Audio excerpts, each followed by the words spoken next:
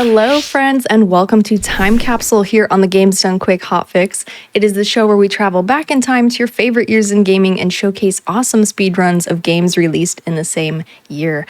I'm your host, Smooth Operative, and in this episode of Time Capsule, we are catching up on games released in the year 2006, and we have quite the array of speedruns for you tonight with Hitman Blood Money, Disney Pixar's Cars, and later Metal Gear Solid Portable Ops. But before we get into all of the action, let's cover a couple of announcements.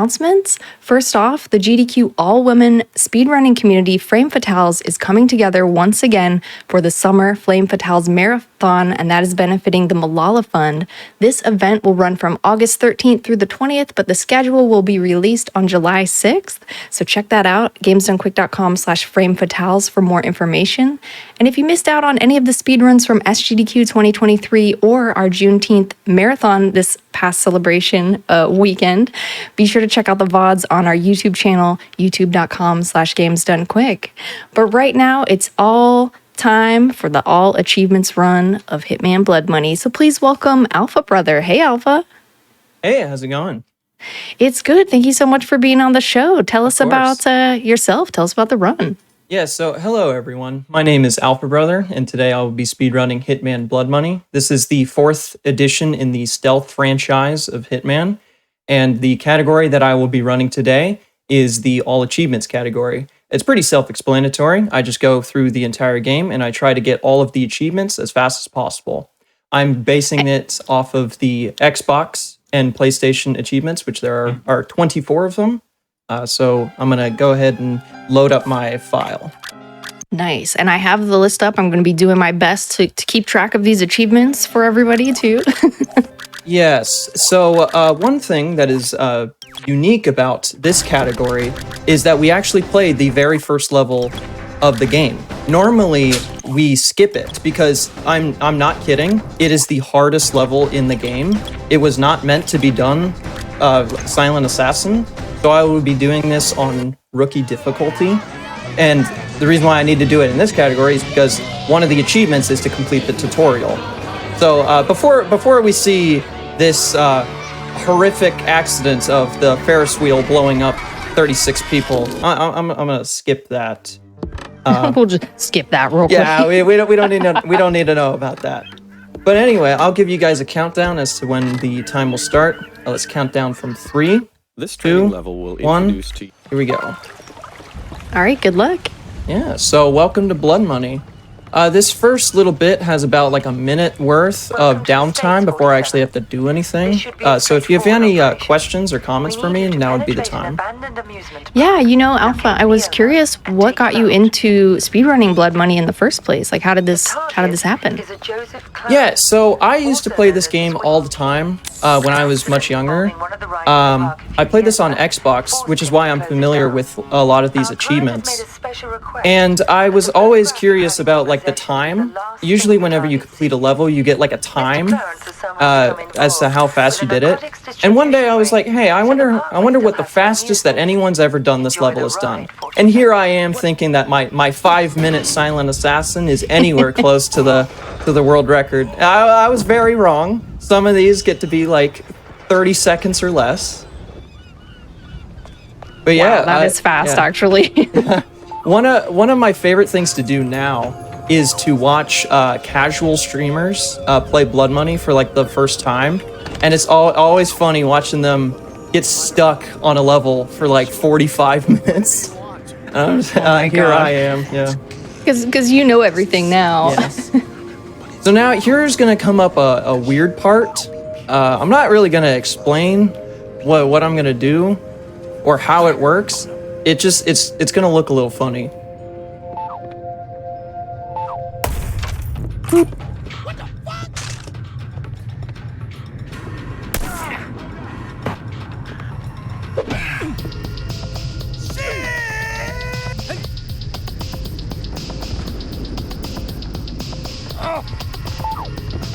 So yeah, that's actually an achievement right there because I just killed those 2 guys with an accident.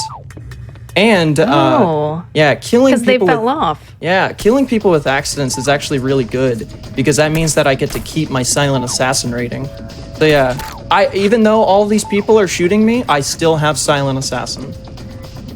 That's wild. Yeah, that's also why I'm doing this on rookie, because I'm about to get shot to oblivion right here, and being on rookie means I'll probably survive. Yeah, there we go.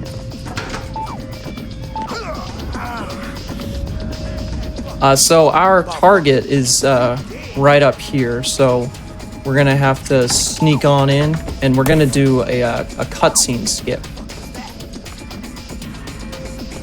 Hopefully I get this to work. There we go. And now we can just leave. Hopefully I don't die in this final section right here, so I'm actually going to create a save state so that if I do die, I don't restart for another 3 minutes. I can just go back to the save state. Another plus. See, I died right there. They have very powerful guns. That's another thing about starting the game on a fresh save, is I do not have any of my upgrades. I do not have any health or armor. We're just gonna try that again. And there we go. First level complete. And now we're gonna do the rest of the game on professional. Hello, 47. Buy some upgrades. Your next target's in Chile. This is where the Name is fun Fernando begins. Delgado.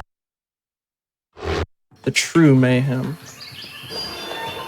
I should mention that one of the achievements that I need to get is to collect all of the unique firearms in the game. There are 20 of them, one of which is this one right here. The TMP. Another one is the SAF SMG that this guy has. There's a couple more on this level, like the snub nose and the shotgun, but I'm gonna save those for a different level. Don't mind me, I'm just shooting a gun, dropping a needle, and walking into a restricted area.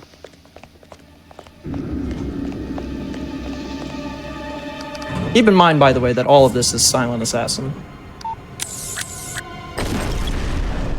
Here's our mask guy. When I started speedrunning this 3 years ago, that's when COVID started, and everyone had such hilarious, clever jokes about that guy being the mask wearer. Yeah, so now those two targets are dead. I collected the weapons, and now I can just leave.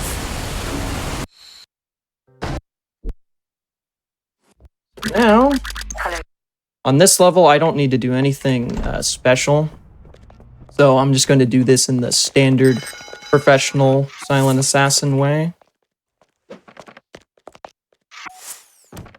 This is another one of those levels that I love watching casuals play, because they all do it where you try and snipe the guy while he's on stage, or substitute his prop gun with a real gun, sit through like an entire opera. But I'm just gonna shoot him there, and now I can just leave.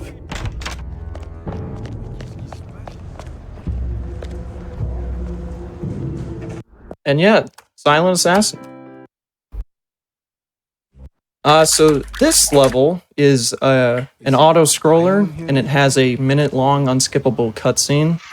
So this would be like a perfect opportunity for... Yeah, and sorry about that, Alpha. My internet did cut out for a brief moment, but I am back. And I was kind of wondering, so this is kind of a newer category for at least the speedrun board. What were some of the challenges you faced with a category like all achievements versus, the regular any %? Yeah, so something like any % is pretty straightforward. Because it's just, you start on a vintage year, complete the levels as fast as possible, and then it ends on the final level of Requiem. And then with another category, the more respected category, like professional silent assassin. That's just difficult because you're trying to get silent assassin on all the levels, and if you don't, then you have to restart. But with something like this, it was more about finding like the route in order to complete all of the achievements. So like trying to find time to get exactly 47 kills. There's another one where I need to get max notoriety, trying to figure out where I'm doing that without, consistently dying. Just finding like safe, easy ways to do all of that. Do you think that it was difficult to, I guess, find sections like that in the route, or was it pretty easy? Like no. So there, with one of them, the max notoriety one, that one was probably the most difficult to do, to figure out where it goes, because in order to get max notoriety, you have to do like really bad. But that can mean dying a lot. And so I had to figure out a way, like different areas, like I would try on different levels in order to get a lot of notoriety, but without like getting shot at. And you'll see how I wiggle my way around it later in the run. Nice. You got no business here. No one has to get hurt here. This is actually the only time in the entire run that we get a disguise. The rest of it is just done with our suit. You don't get to put on any fun party hats or anything like that later? No, because this is a speed run and putting on disguises takes time. That's fair. Yeah, the reason why we do it here is because it's an auto scroller. We don't lose any time. So then let me ask you this, Alpha. Have you seen any of the Hitman movies? I have seen the one from like 2015. The one that was, the one that was like based off of Absolution. I saw that one. Okay. Did y'all see that one? What did you think? I watched the one with, I think, Timothy Oliphant.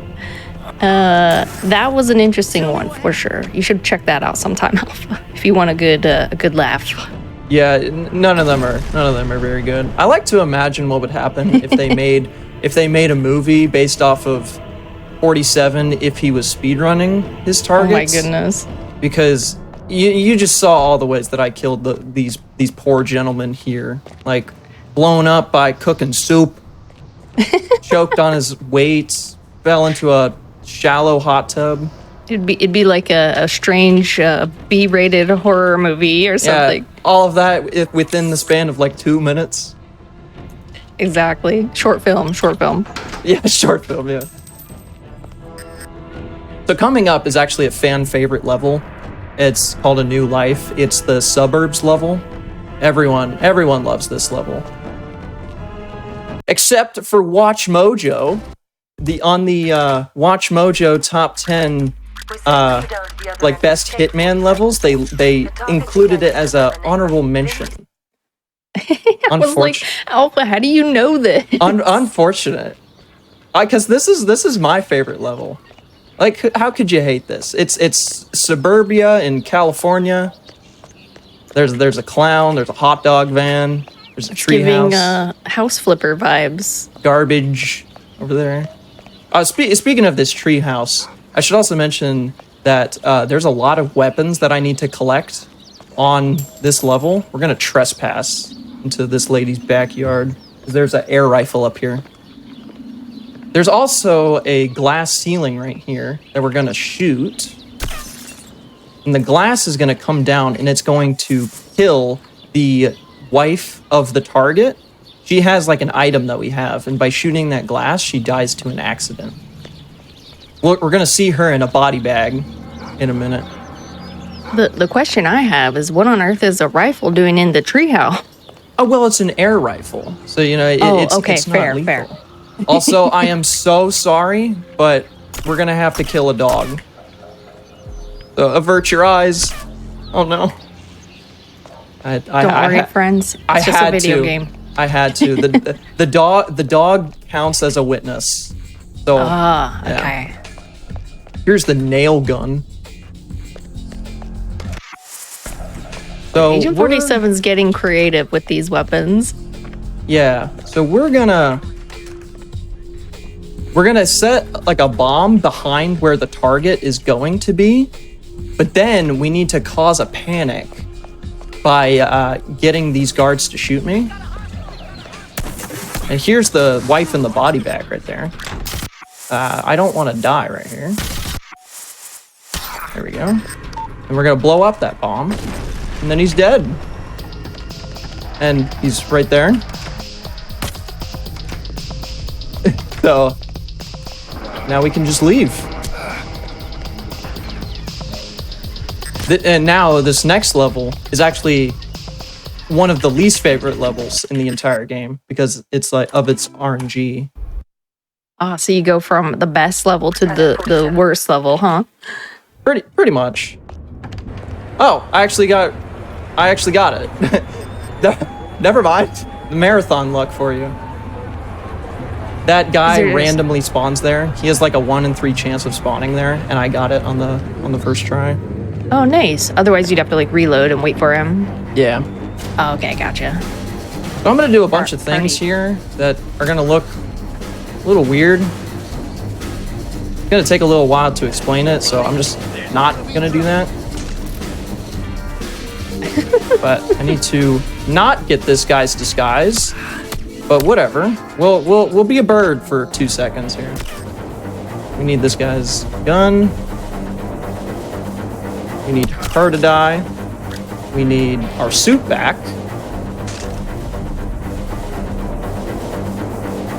We need this gun.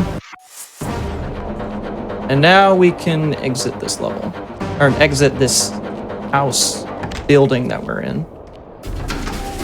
Yeah, this is during Mardi Gras, by the way. All of these NPC things right here, these are actually fake. They are not real NPCs. So they can't witness you. Oh, here's our delivery bird. This is also rare. He's got the diamond briefcase. That's an optional objective. We actually don't need to get that in this category. So what's happening here? It's like a Mardi Gras parade or something? Yeah, so there's like an election going on. Oh, that guy okay. that was just in the PIP, he's like a secretary of the interior that we're supposed to protect from the targets. Also, I had to do that because apparently you need a costume to get in here, but you know, we don't like that. This chef is going to be annoying. We're just gonna juke the... Yeah, we're gonna juke him.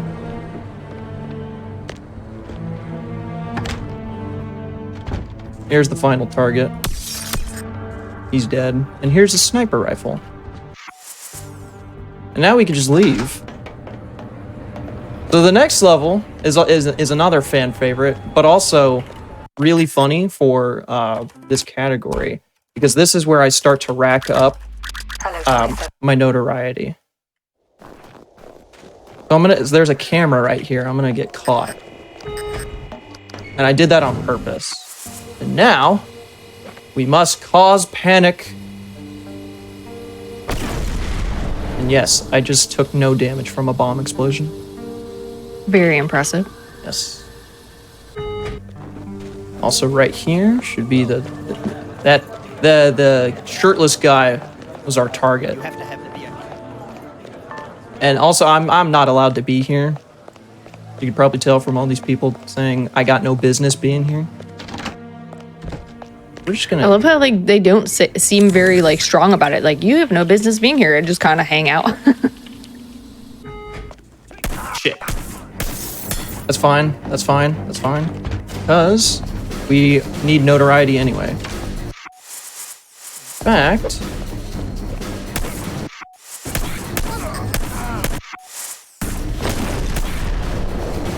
We just killed the target through the wall. Now we gotta run. Yeah, now they're paying attention to you. Yeah. By the way, I'm doing this on purpose. Like, I'm... like, on purpose getting their attention. Hopefully I don't die here. I'm gonna... I just died. Hopefully. Go. Damn it. Doesn't matter. Yeah, I got screwed by the RNG up there. There's No not big deal. Yeah. There's not supposed to be a guard right out of the elevator, but I think they were little rats as all the people were coming out. We're just gonna do the same thing. I didn't have the there's the target again. I didn't have the trigger discipline, as I like to call it. Normally, I like to check to see if that guy is there, but I got a little impatient.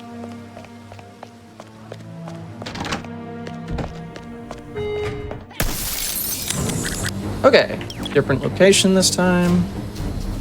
Oh, Trigger interesting. I didn't know that they could be in different locations. Yeah, so he runs to different spots because I was, once again, doing that on purpose. Run! Don't take too much damage.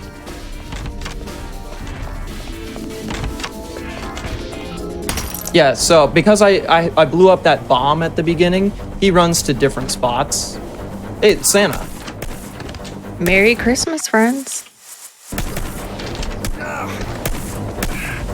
Okay, and our target is in this hot tub, and now he's several miles below. And now we're just gonna fall, but we need a few more witnesses, so I'm just gonna hang in the air real quick, and there we go. On to the next level. So there's my 62 notoriety down there. Nice. Yeah, And you so don't take any fall damage during that, huh? Well, as long as I exit the level. Oh, okay. Handles the distribution of Nice. drugs up and down the Mississippi. The gate. So the achievement is to get 100 notoriety. So that's why I'm breaking it up into 2 different levels. So this level. Oh my goodness, he knows who I am. See, that's what happens when I have notoriety. Is they can tell who I am. I guess it's not too hard to pick out Agent 47 in a crowd. Yeah, so this level is kind of difficult because there are 7 targets that we need to kill, which is the most in the entire game. We also need to collect a couple more guns. There's my newspaper with my mugshot or my sketch on it. That's so funny. They just put that right out there for everybody. Yeah. I can't stand too close to a newspaper because otherwise they put 2 and 2 together. So I'm gonna snap this guy's neck.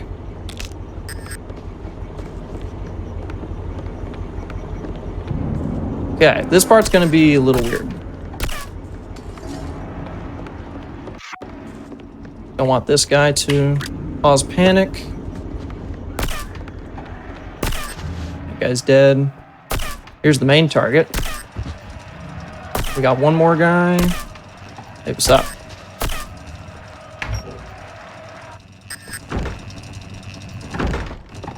Okay, I'm gonna knock this guy out. Okay, so all of the targets are now dead. We just need to get their weapons. So this shotgun, for instance.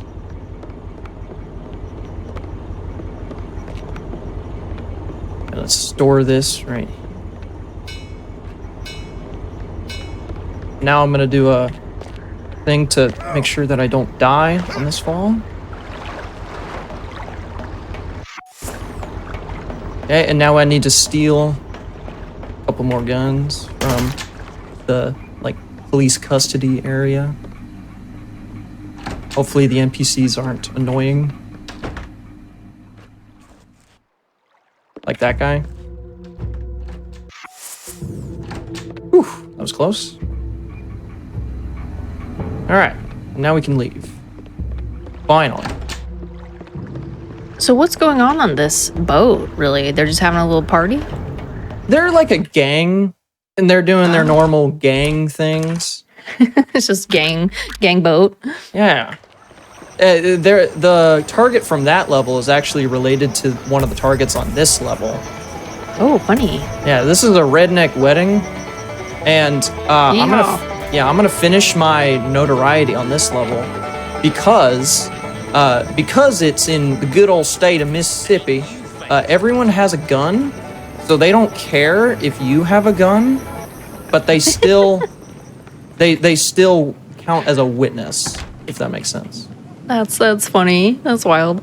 Also, I did that thing right there with the syringe and the crouching thing because I don't have an invitation to their wedding. So, yeah. I need to steal this guy's rifle. That's not good.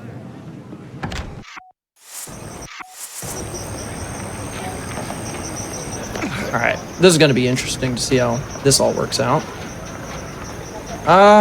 Witness me. Oh, yeah. Totally. I'm dead. So. Oh, that was weird.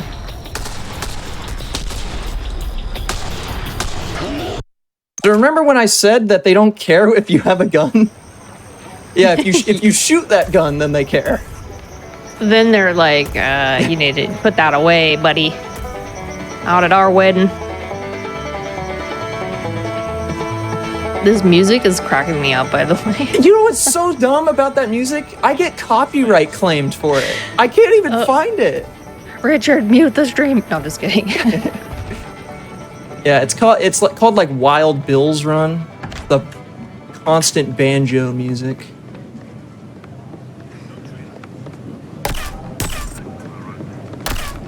That's another thing about this game. I could do the exact same thing twice in a row, and it'll randomly work once, but not twice. But now we are free. See how they don't care now. That is kind of strange. Going through the entire dance floor with the rifle. They are witnesses though, so I'm gonna finish my notoriety here. I wonder if it's like stepping over a certain area of the game that causes them to pay attention, but there we go. Just speculating. Okay, so I need to pay for a new identity to get rid of my notoriety so that the other levels are bearable. Welcome to Las Vegas. So that was an achievement that I just did right there, was the max notoriety. Very nice. Also another achievement, you just saw me upgrade my silver baller right there. There's like 3 or 4 achievements about unlocking all of the upgrades. It's like tier 1, tier 2 for it. And I have them all unlocked now, so those achievements are now done. This is a 6-minute auto-scroller, by the way. So this is a perfect time for... Right. Well, it's time to hit the slots, my friends. So, Alpha, have you ever been to a casino before yourself? You know what's funny is I was supposed to go for my 21st birthday, but that's when COVID happened. So all the flights shut down. Well, happy belated birthday to you. When was your birthday? That was 2.5 years ago. Right. I was just wondering what month of the year that your birthday was in. It's in like a weirdo. Yeah, it's in January. Mine too. Yeah, I'm a Capricorn. Right on. We're probably pretty close together in B-Days. That's cool. What about y'all in the chat? Have you been to the casino before? I've been, but I only played blackjack. It was fun, though. All right, and also, this is not a gambling stream. Just throwing that out there right now. No, none of these slots you can gamble on. So who's the target in this level? Well, so there is a white supremacist that is trying to sell like DNA material. Oh my goodness. Where is he? He should be coming soon. Oh, he's still at the bar. He didn't listen to me. We gotta wait until he gets to the, I'm in the women's restroom, and, no women ever go to the bathroom in this level. But 2 guys go to the bathroom about every 2 minutes or so. So they're just gonna be like passing by. Please look at my. Please look at my gun.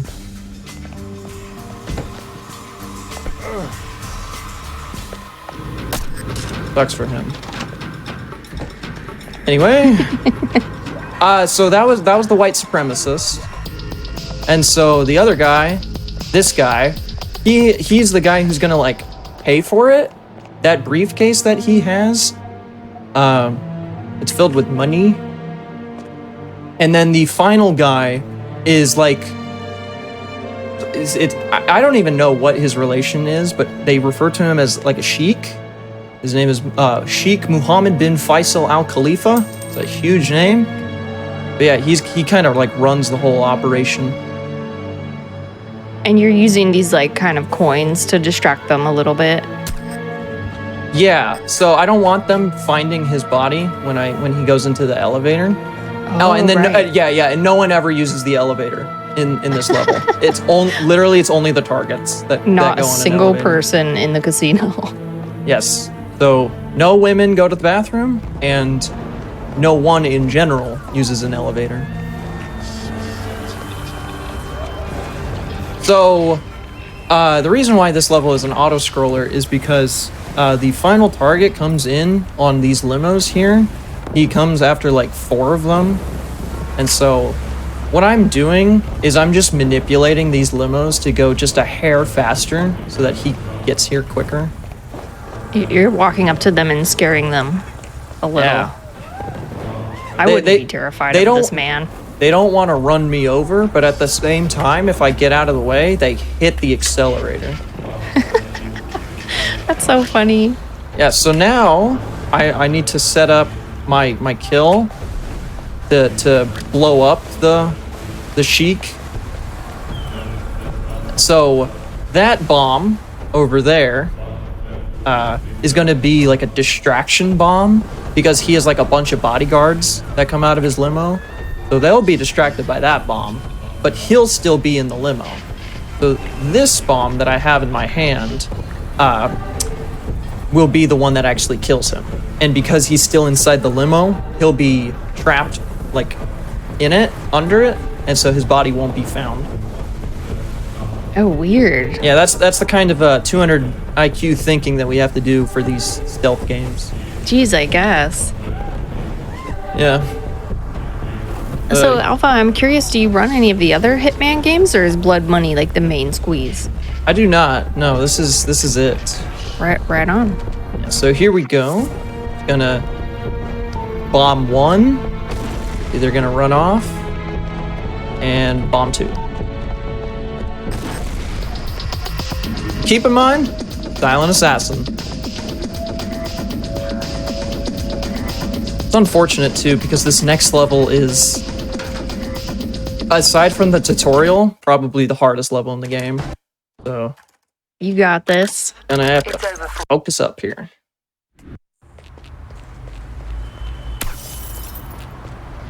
I'm gonna be doing a lot of wizardry in this level. Just know that it's not cheating. This is all intended game mechanics, like running through these guys, even though this is a restricted area.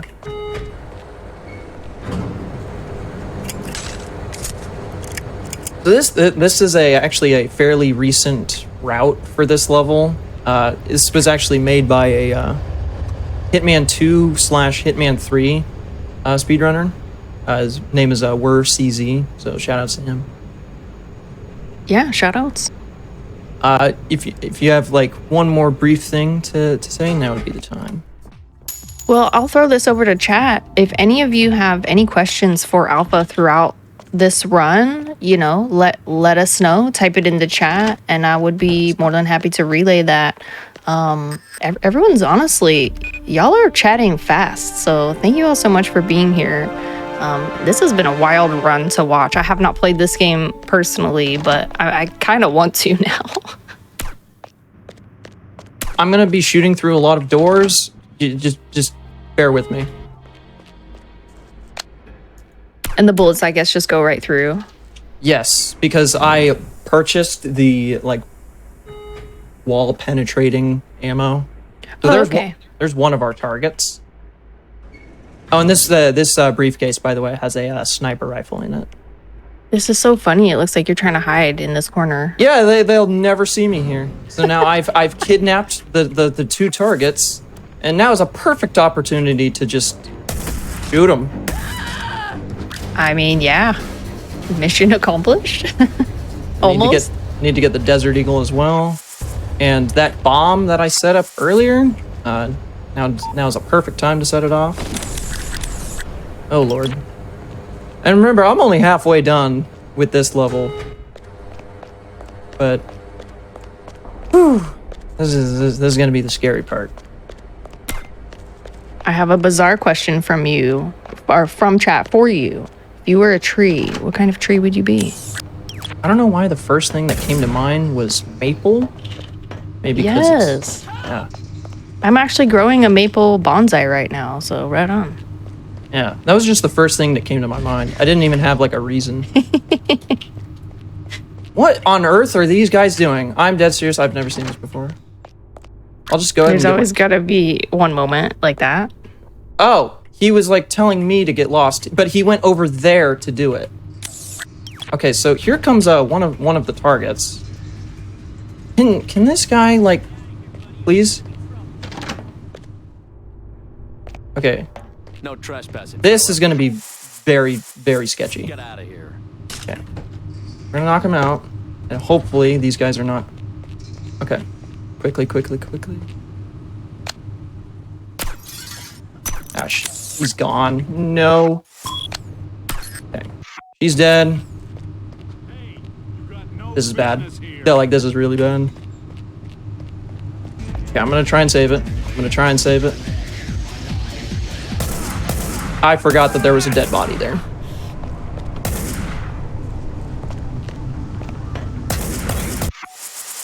Yeah, this might be bad. Did I mention that this was the scary part? You might have. They don't call it hell for nothing. Give me the gun! This is like a heaven and hell party or something. Yeah.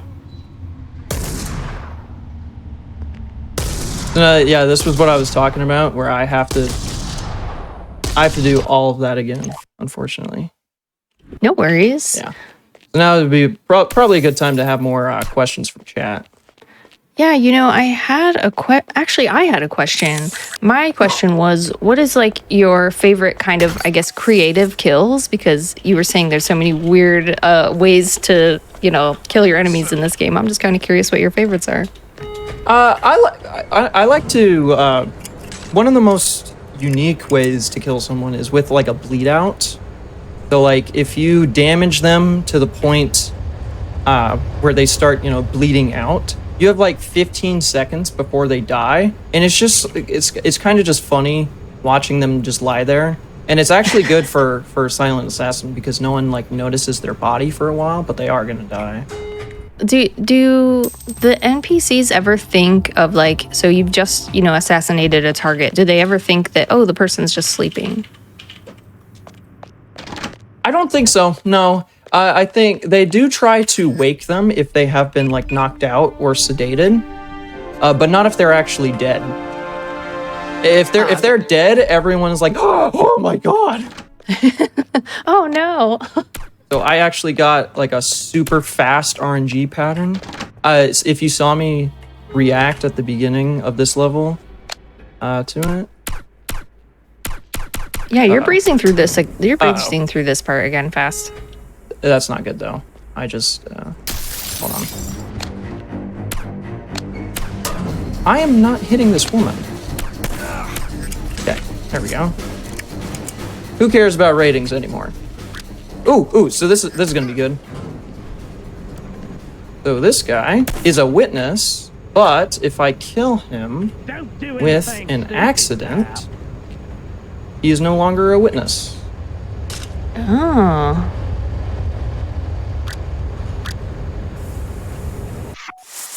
Yeah, so another good way that I like to, or like one of my favorite ways to get a kill in this is in a category called all zeros.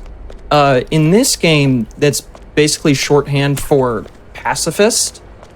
So like you actually don't kill anyone. And normally what you try and do is you like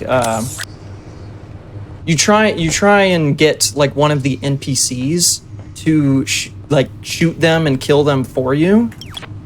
Oh. So it's like an accident in that regard because they're shooting at you. Exactly. But oh my goodness.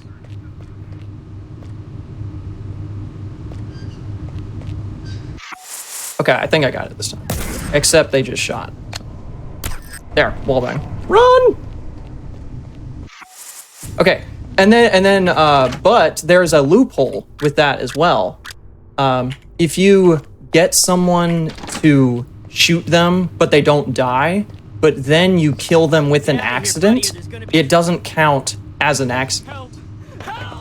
It's really weird to explain, but it's like it's not an accident nor is it a kill. So it doesn't count it as anything. They're just obliterated from the game. No big deal. Yeah. So this is one of the last levels in the game, but it's not the last level in this run. There's a couple more things that I needed to do. But as you can see, it's in the White House. So we're gonna make a mockery of the White House security. All of the like 30+ armed guards and cameras and stuff like that. In and out in 2 minutes, guaranteed.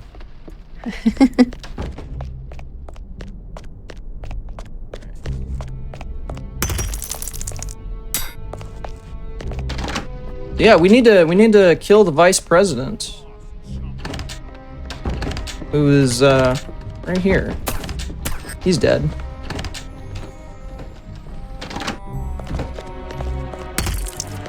Wow, that's fast. Just in and out. Yeah. Who needs a disguise? There's the Oval Office right there. Right there, you can see the guy that we need to kill. He's trying to assassinate the actual president.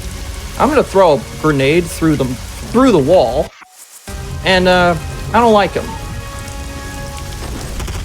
He's dead. So is that just like the geometry there is messed up, or is it kind of like that throughout the whole game? It's like the physics engine. Oh, okay. Right there.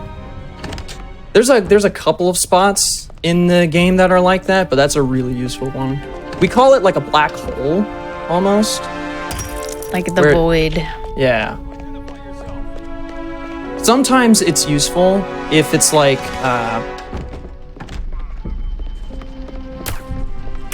oh, that's bad.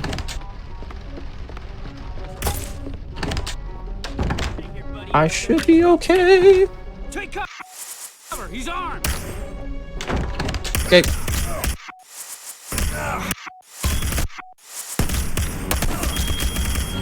Hopefully I don't die. Okay, I lived. Whew. All right.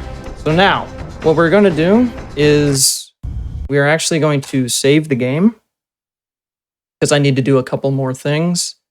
So technically speaking, we just did a bunch of achievements right there. We beat the game on professional. We got all the weapons and things like that. But now we need to do some of the more secret ones. One of them is to get exactly 47 kills. But at the same time, what we're going to do is we're going to buy all of the upgrades for the weapons, because those are separate achievements as well. So I'm going to buy some upgrades for this. Your targets are the groom and the father and upgrades for this. And I'm assuming you just get this cash throughout the game as you take out targets and stuff like that. Yeah, so you get money by like completing the objectives, and then also like the better that you do rating wise. Oh, okay.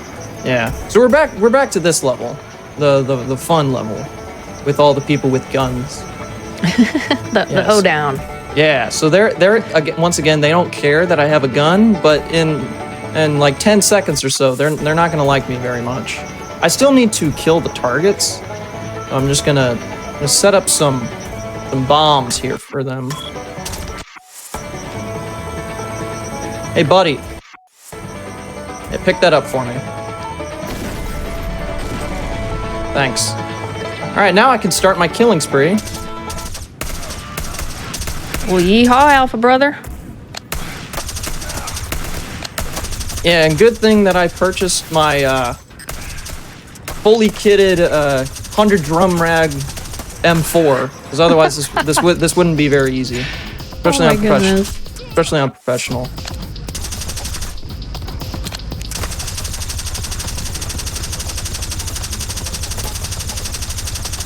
Okay, now how many kills do I have? I have 37 plus 2, that's 39. 40, 41, 42, 43.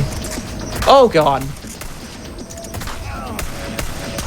44, 45, 46, 47. There we go. Exactly 47 kills. That is one of the achievements right there. So if Okay. you go over 47, it's fine. It still counts. No, it doesn't. It needs to be precisely 47. Wow. Okay, then. Yeah, so Very what nice. so what I'm doing is I'm reloading the file so that I get all of my money back because there are still some upgrades that I need to purchase. Because one of the final things that we need to do is get a special rating. And the special rating that I'm going to do, because it's the quickest, is the Russian Hare, which is just to kill a bunch of guards with my sniper rifle. So, back to this level. Gonna set up this bomb.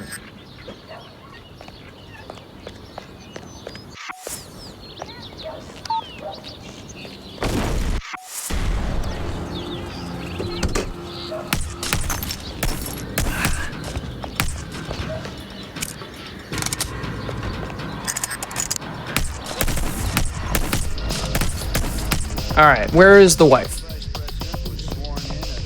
Where is the wife? Donde está the woman in the bikini? There she is. Found her. I don't know why she was there.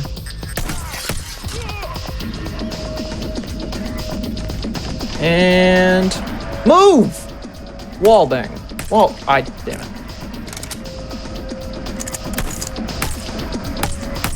Is he there? He is! I don't know why that wasn't working. Okay, unlimited ammo. There we go. Whew. Dead bodies. Run.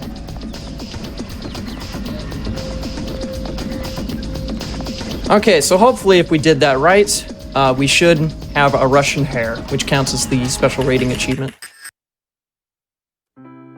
I did not, so I have to do that again. I don't know why I didn't, but I'll try and do it a little cleaner this time. Yeah, it could be, the special ratings in this game can be pretty buggy. So it will sometimes just not register. Or it's like the requirements for it don't match up or something like that. Oh, there she is. Hi. That was actually really good RNG. And then there's the wall bang. Yeah, see, a lot cleaner. A lot cleaner this time. Oh, you know what it was? I didn't get caught on camera. That's what, yeah. That's why Oh, I didn't. you're supposed to be caught on camera. Yeah, so for some reason, I found that that's like a better way to get it. So that should be enough.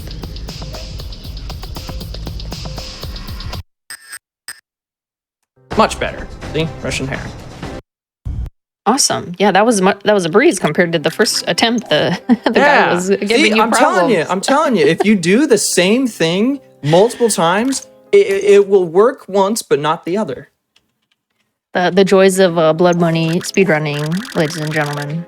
Yeah, so this is the final level / final achievement. It's just to do the secret ending. So time is coming up in like... Oh, hey, I did that. Not viable, by the way. Normally people die there and they go into the slow motion thing, but time is coming up real quick. In time. Nice, GG. Yes. Oh, I should probably mention that now that the run is over, I'm free to mod the cutscenes. So that's why you see things like this. Oh, here we go. That's how it's done, baby! Yeah!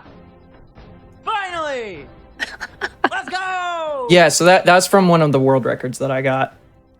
Oh, that's awesome. Yeah, because the final cutscene of this game is like it's so long and it's unskippable. So I was just like, okay, can I sub it out for something else so that I can get back to my runs quicker? That is so funny that the community lets you do that. That's amazing. Yeah. I'm just going to make sure that I have all of my custom weapon or like the standard weapons. Also, Yeah. oh my god, I was supposed to get $5 million. I got 4,990,000. Are you kidding me? It was just shy of $5 million, but you know All what? right. We won't say anything. 1, 2, 3, 4, 5, 6, 7, 8, 9, 10, 11, 12, 13, 14, 15, 16, 17, 18, 19, 20. Woof. Nice. All the guns are there. Yes. Well, Alpha, do you have any comments or shout-outs or anything you'd like to say to our lovely viewers before we head over to the next game? Yeah, I'd just like to say a big thank you to you guys at the GDQ Hotfix for having me on. And shout outs to the other Blood Money community members. 3Baller, who unfortunately couldn't be here. He's in Europe right now. He's the world record holder for the Pro Se category. Also, A's BM, one of my mods. Agent 146, who's a very skilled player. And also Marcost, who is one of my most loyal viewers. So yeah, thanks to everyone for watching, and yeah, thanks for having me on. Awesome. Well, everyone, we mentioned it in the chat, and Richard pinned it, but if you had fun during this run, make sure you follow Alpha Brother here on Twitch. I'm sure you can expect more Blood Money streams in the future. Yeah, it's basically all I play. And thank you again so much, Alpha, for being here. That was a blast. I had a lot of fun myself. Oh yeah, man, it's a doozy playing this game. So many things can happen. Well, my lovely viewers, before we break, I do want to give a huge shout out to all of our supporters. Your subs, Prime Gaming subs, gift subs, and bits cheered here on the GDQ Twitch channel help support Games Done Quick Hotfix, including this show, Time Capsule. So please consider subscribing if you do enjoy our daily Hotfix shows. And if you'd like to show off your own run right here on Time Capsule, use the command !Time Capsule in the Twitch chat for more information. We will be right back with Disney Pixar's Cars, so stick around.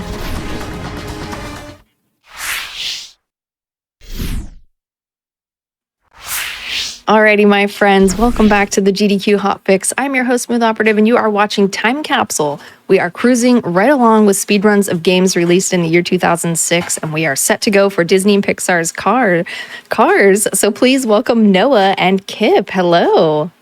Hey, thank you very much for having us on. My name is Of Noah. course. I speedrun Cars. Today I'm going to be running Compact Glitchless, which is basically the main category for Cars. So I'm looking forward to it. Nice. And my name is Kip. I am going to be commentating this run today. I also speedrun Cars, primarily the secondary category, which isn't going to be run today, which is no RTT.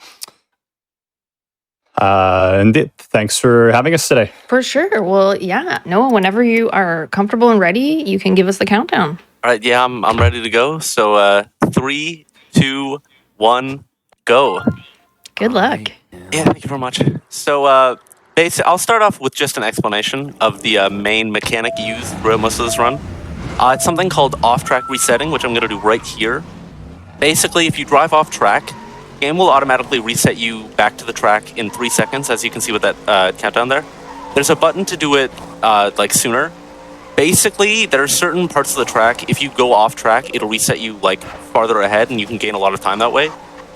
The way that this category differentiates itself from some of the other categories, the actual fastest way to use off-track resets to your advantage is just constantly going off-track over and over again, but that doesn't really make for a very interesting run. So basically what the mods have decided to do is Glitchless only allows for off-tracks to be used if they save time independently of other off-tracks. So basically if an off-track needs to be used like in sequence to be faster, you can't actually use it in this category. So it just makes it a little bit more interesting, a little bit more fun to play.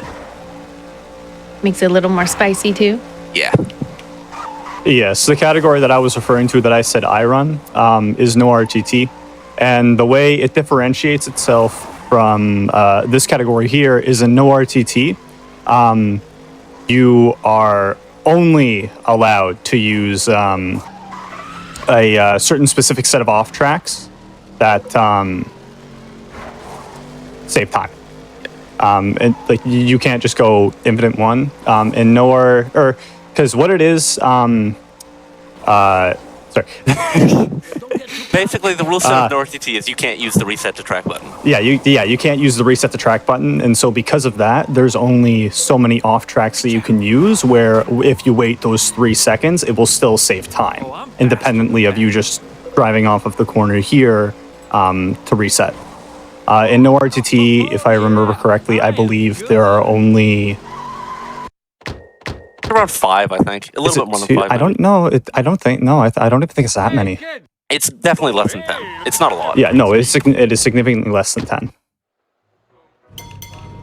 Yeah, basically, throughout this run, there are going to be 3 main categories of events. There's road races, mini games, and piston cup races.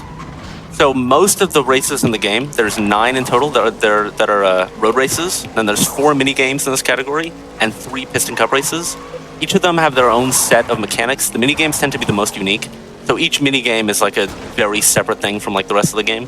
Road races all generally drive the same, make use of the same mechanics, which like off-track resetting, power slide boosting, which I can explain in a moment.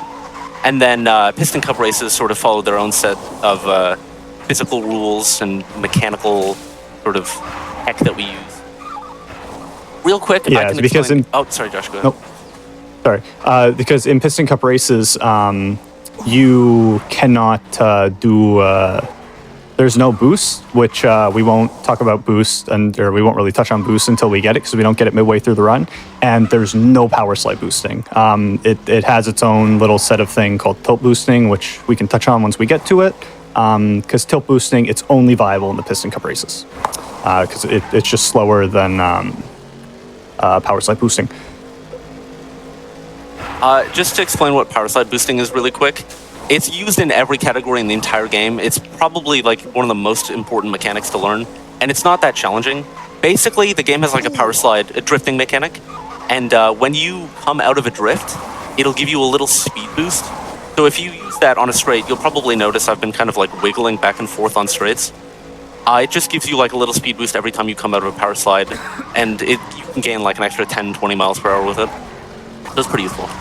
So, like, how much time do you think that saves, like, in the grand scheme of, like, maybe one it saves. One track? It saves. I'd probably say, like, maybe, like, 2 or 3 seconds a lap, if not more. Oh, okay, wow. Yeah, that adds up, I imagine. Oh, yeah. Yeah, no, with this game specifically, like, the movement, power slide boost management, and boost management, it is everything. Like, you can be good at doing off tracks and everything. You can drive perfectly, but if you don't do the power slide boosting, if you don't manage your boost properly, like you'll lose upwards of minutes at a time. Right. Now, is it difficult to execute, or once you get the hang of it, you're kind of in a groove here? Power slide boosting is pretty... It's easy to learn. However, there is a very high skill cap when it comes to it. Oh, okay. You'll notice a lot of the time I cap out at around 169, 170 miles an hour. Generally, I think the highest you can hit, just with like power slide boosting, nothing else, is like 174. It's really hard to get like the absolute optimum, but it's not like once you get into it, it's not that hard to be close to the cap. So we're going into the first minigame now, tractor tipping. It's actually, I can talk about one of the main differences between controller and keyboard. I'm using controller for this run. Most runners of the game use keyboard, and keyboard generally is better. Tractor tipping is an example where keyboard is better. I'm not sure what Frank is doing. Yeah, I've never seen that before. I'm going to give him a minute to do his thing. But wait, you said tractor tipping? Yeah. Oh my god. Anyways, with controller in this, if you go diagonally with the controller, you lose time. With the keyboard, it doesn't happen. Mater has a little walking animation. He doesn't do it on keyboard, he'll do it on controller, and he'll lose time when you go diagonally. Anyways, yeah, tractor tipping, it was from the first Cars movie. I don't know how many of you guys have seen it, but...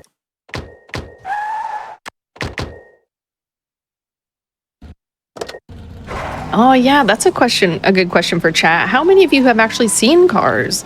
Because I was surprised. I might have seen clips from Cars, but I haven't seen it all the way through. So the cow and that's actually, and really I meant to say it earlier, but that's actually where like the mechanic power sliding comes from. It's just the one part of the movie where McQueen's actually racing on this course, and he drives into the cactus pit.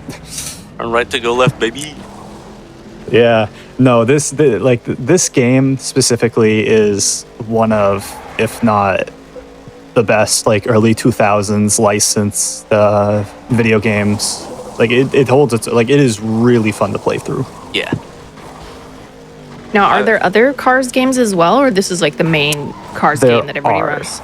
Oh, So okay, there's wow. Cars, then the sequel to it is Cars International, which sort of plays similar to this, but not really. The physics engine is strange. International. Yeah, and it's also hard to get running on PC. It's very finicky. They also released after that, there was a console-only game, Racerama. There's also adaptations of Cars 2 and Cars 3. I think there's like other small, like Radiator Springs Adventures is like a point-and-click game. Like there's a lot of smaller spin-offs. I don't think I could list off all of them. There are a lot of Cars games. Oh, okay. But this is in the speedrunning community probably the biggest one. Right now, Racerama, the DS version, is seeing a little bit of activity, and so is Cars 2. So. Oh my goodness. So something I kind of and you didn't do it that time. I didn't Something do it, you will first see in this race and a couple of times later on is jump canceling. There are certain parts where you go over a hill, and because of the speed that you have, you'll go flying in the air, and that loses time. So if you're going over a jump and you time it correctly by doing a left or right tilt, which is where you drive on two tires on the left side or the right side of your car, for whatever reason, it will just kill all airborne momentum you have and just slam you into the ground.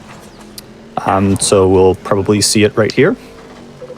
Yeah, right there. It kills your momentum, sends you into the ground. It doesn't save that much time, but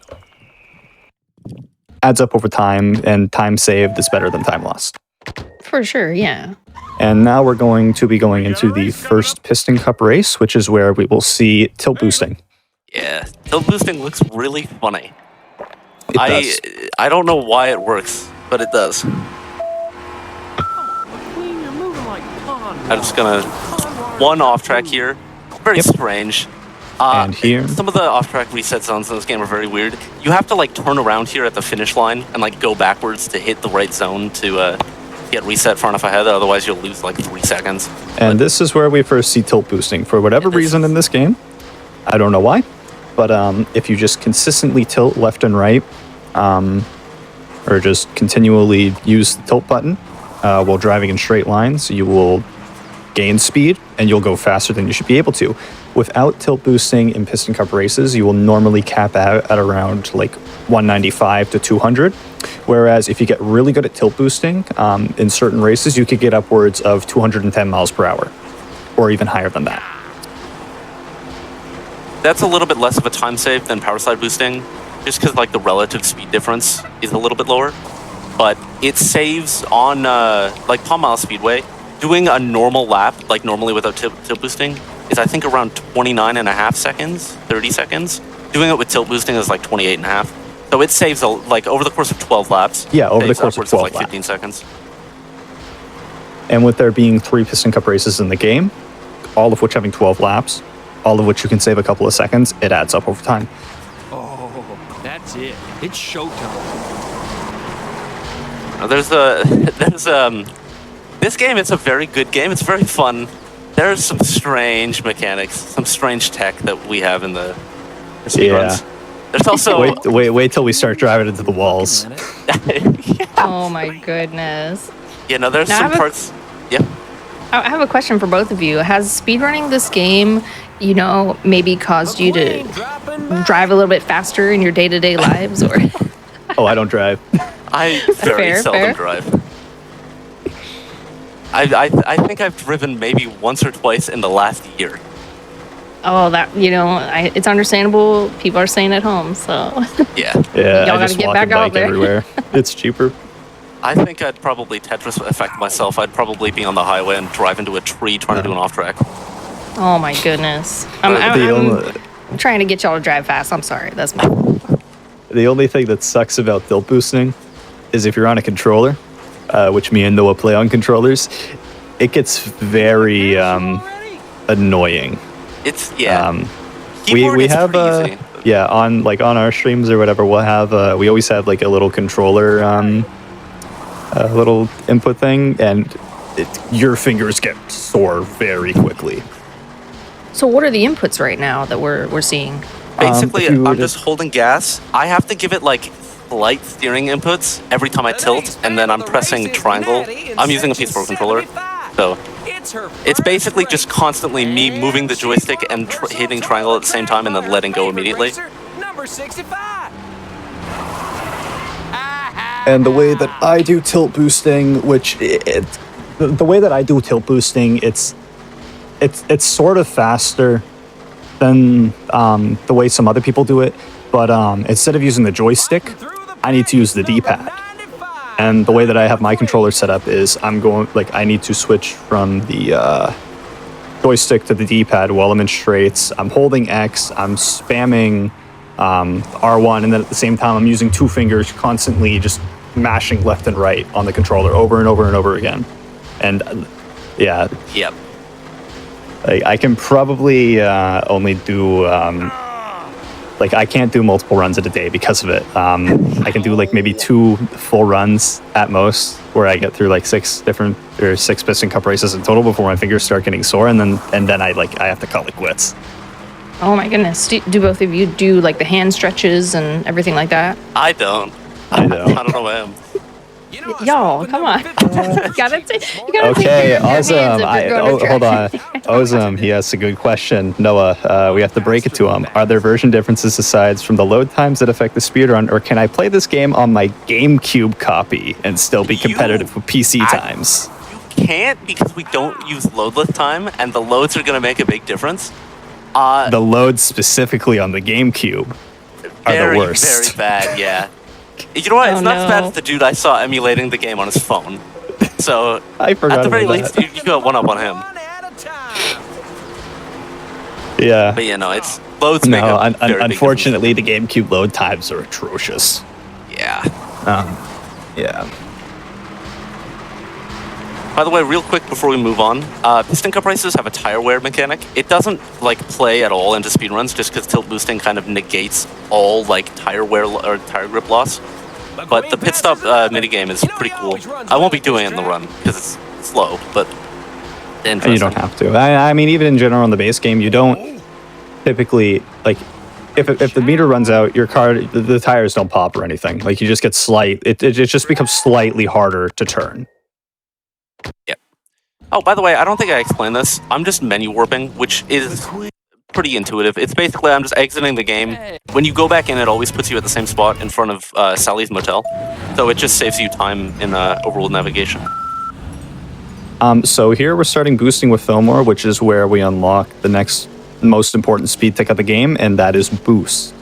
For the ladies. So power sliding, the management of that and the speed management of that, it is incredibly important. And then now we also need to factor in One for the face. boost management on top of the power slide management. Because if you do it properly, you save a ton of time. If you don't do it properly, you lose a ton of time. I don't do it properly. One for the face. So you I lose a don't- ton of time. I lose a ton of time. Here, what are our no RTT time? Hold on, I'm gonna get our runs up real quick. One for the ladies.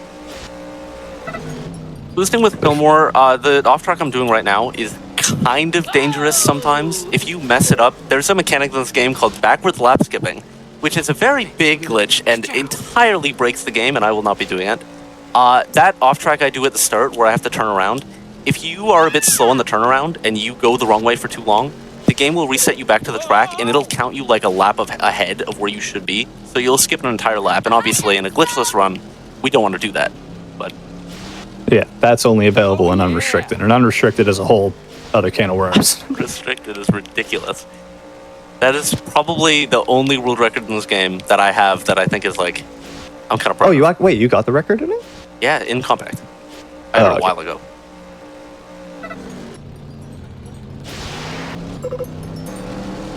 Just keep doing your best. That's Yeah. all you can ask of yourself. After boosting with Fillmore, we move on to Luigi to the Rescue, which is the second minigame of the four. You get the tires. The tires.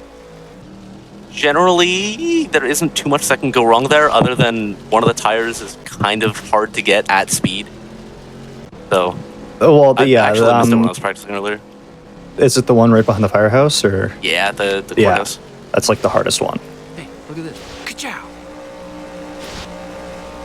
The Unrestricted world record is 24 minutes and 41 seconds. And the world record for the category that we are currently doing is 53 minutes and 22 seconds. Say, winning's my destiny. So I did a little bit of a different thing at the end. I was going like behind the sign and resetting there. I can't do that in the last lap because it won't like count completion of the race. The game's kind of weird sometimes when you do an off track that like teleports you directly into the finish line. If you're like doing a normal lap, it'll be fine and it'll count the lap and you'll like be able to keep going.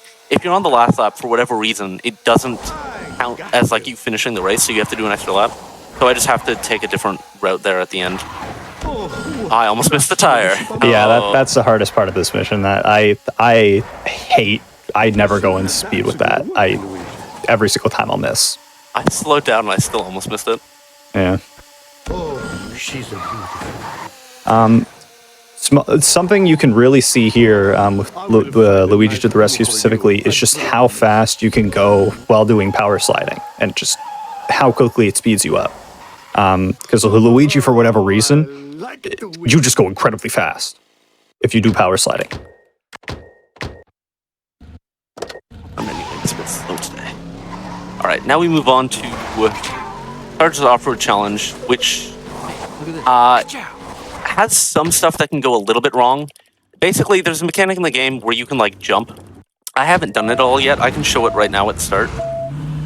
The jump mechanic is a bit strange, where I don't exactly know why it happens. If you have like too much speed and the geometry of like the track is like not flat, sometimes you'll just get stuck to the ground and you won't jump.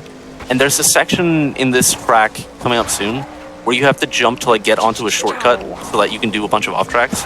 And if you mess it up, you can lose a very significant amount of time.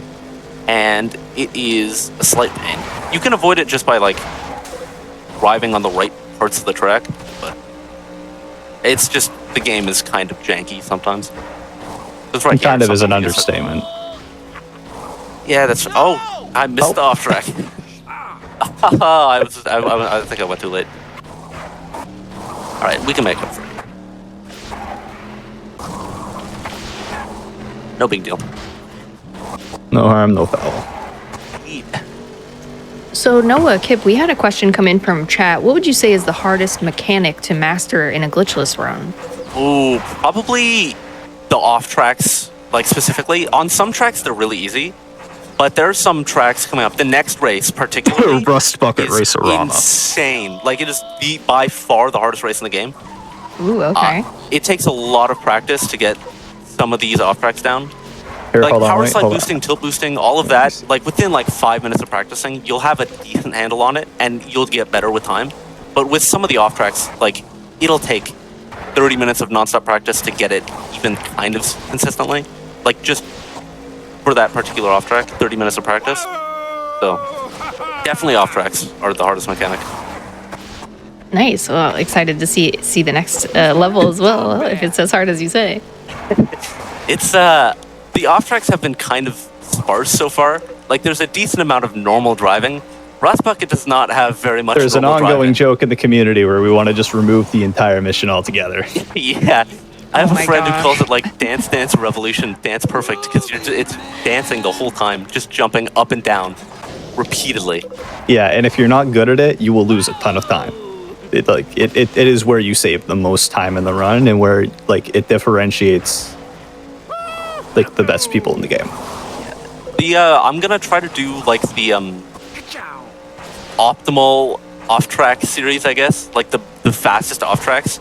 I think in a run, maybe 2 or 3 people have like used it. Like the only people who learn it are people who are like already reaching the upper echelon of the game, because it is not even worth it learning it. Like when you're starting out, there's so many other places where your time would be much better spent.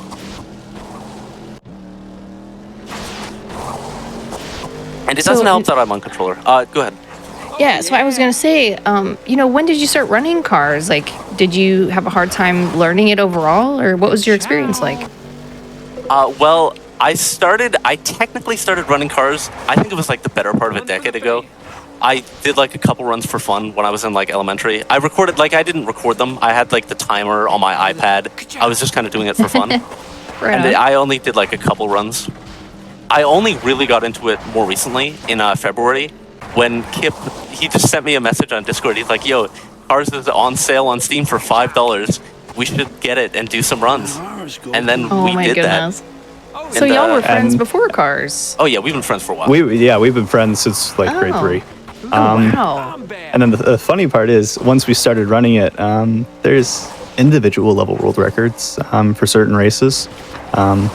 And there's a really easy one, which is Sarge's Chase, where the world record for it is like 3 seconds.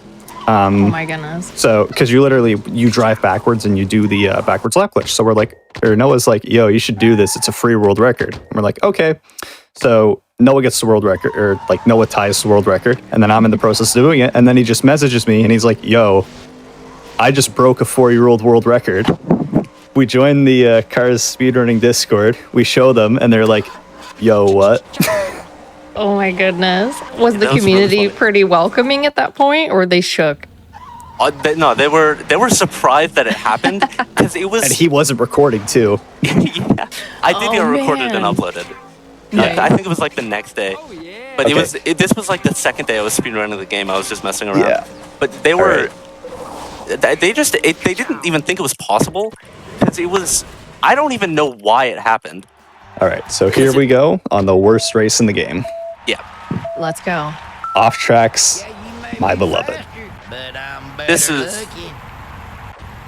stretch right here is the most driving I'm gonna do concurrently. Okay, I made a little mistake there. It's basically just this for 2.5 minutes. So a good average time if you don't do the off tracks in no RTT, I believe is 17 or in between 17 to 16 and a half seconds per lap. In this category, however, what's the lowest it can go to again? Sub 11. So like 10 seconds is like phenomenal. Yeah. You save 7 seconds a lap in this category just from doing off tracks. The main reason Rust Bucket is so hard, the hardest off track, this is the off track, I'll point it out right after this one, the off track I'm doing now. This is probably the hardest off track in the game. You have to angle yourself. The physics is so strange, and you're trying to like jump over a hay bale. It's like a specific hay bale you have to Especially at the aim end. for. The end, or like at the very end, the last off tracks you do, there are so many times where, for whatever reason, the back of Mater will just get caught on like a tire or something. And there's times where you'll get stuck. It'll fling you in the air. It might happen to me. Yeah. I mean, it kind of happened there to a lesser extent. Oh, there you go. It's just a combination of janky physics and very tough execution. Sometimes it's very hard to get a perfect run here. Like there, it's definitely a source for a lot of time loss. I think like a 220 at the end of the race, like a 220 total time, is like solid. That's like very good. I am probably gonna get like a 240 or 250 because there's just so much time you can lose on little mistakes. And like getting 1 lap is not that bad. The hardest part is you have to do it 12 laps concurrently, and if you want a perfect run, like the execution is unreal. Something I'll just quickly say seeing somebody asking in chat, I think it's Daphimar, I thought they said this category didn't chain off-track resets. We have off-track resets. We're only allowed to use them if they save time independently of just driving. The Rust Bucket ones are very segment. debatable. They've been tested which is why we individually. want to say we want this to roof the game.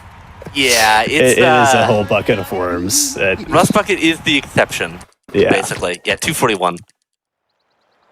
Nice. Well, that's not too bad, but And then something else I just saw, I don't know if this is a question you asked earlier, and I'm just now seeing it from the C. McRob Gaming. How long have you been speedrunning games? Overall, as a blanket, I can't speak for Noah, but I started speedrunning in 2019 with Grand Theft Auto. And then I took a break in 2021, and then I just started speedrunning Cars again in February when the game went on sale with Noah. Yeah. Which GTA were you running? GTA 5. Oh, okay, right on. hits the wall, but he seems okay. I This is started- Continue. adjacent cars. yeah, more or less, yeah. Love being me.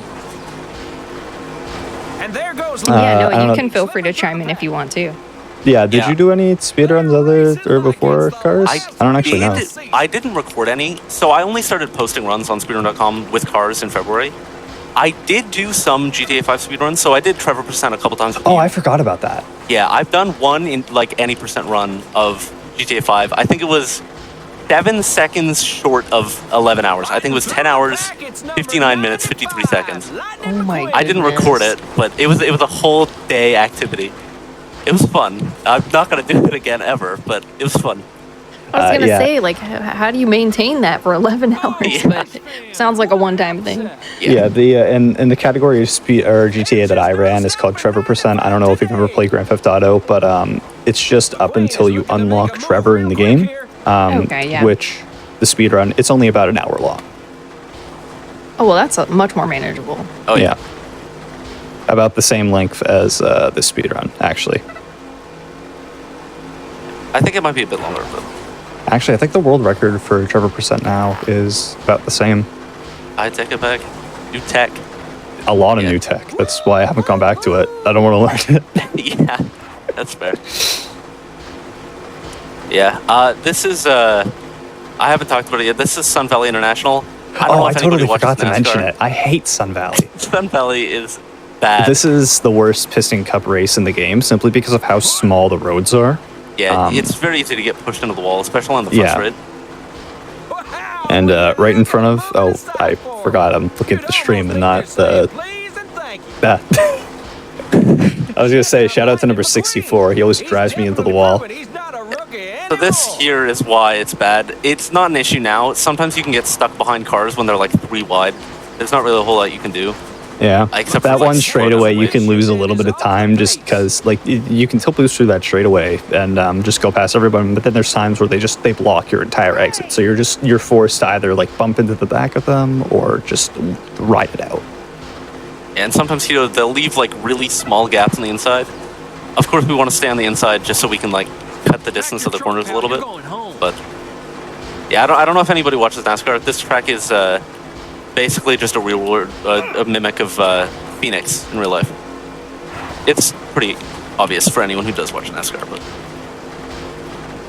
So do you watch NASCAR, Noah? I do occasionally watch NASCAR. I don't watch very much. I watch a lot of F1. F1? Yeah, I was gonna ask. That was my next Yeah. question. F1's basically the only motorsport I like regularly watch. Sometimes, like every once in a while, I'll watch a NASCAR race, maybe an IndyCar race here and there. But Right on. anyways, yeah, from here on out, the Piston Cup races are really boring. This and the final one. Palm Mile's the most interesting one, just because it has the off-track, which adds something to it. Sun Valley and LA are both just hill boosting the whole time. Yeah, Sun Valley's a bit it's more just drive the interesting. car. You go fast. You play the game. Well, then let me ask you: are there any other speed games on the horizon for you after Cars? For me, probably not. I haven't played it. I haven't been doing too much running recently over the past like month or two. Busy with like work and stuff.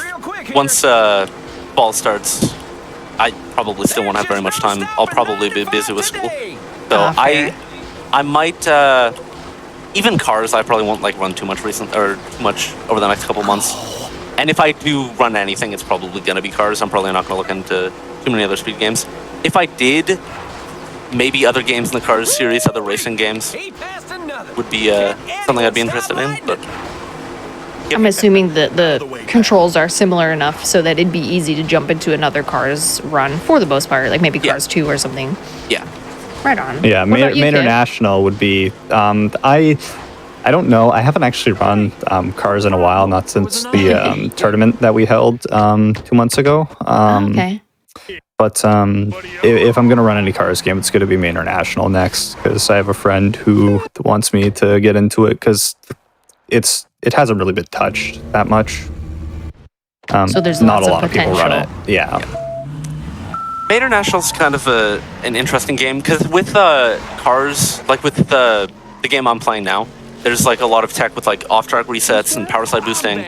Mater National, I think it's just power slide boosting, and it's like it's not, well, it doesn't quite work the same. It's a little bit harder for me to get to understand how it works.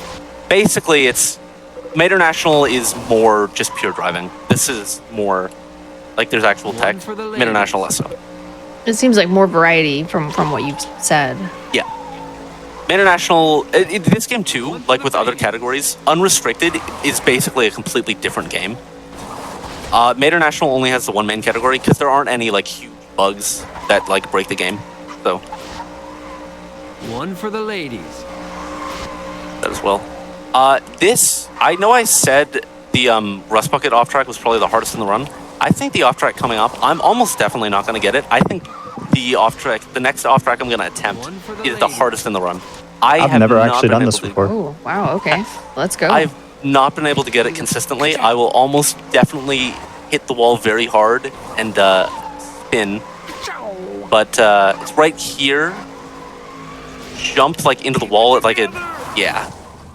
It's you can hit the wall in such a way that it'll like think that you're off track, and you have like a split second to hit the button even if you hit it properly. So it is not something I'm able to do consistently. Even like the top runners are, I think it's still like 50-50 most of the time. So like even if you're on point with your inputs, sometimes it's a little bit of RNG. I think it's less RNG. It's just the precision is so high. I don't Okay. think anyone has like a consistent setup for it yet. Right. I don't think so.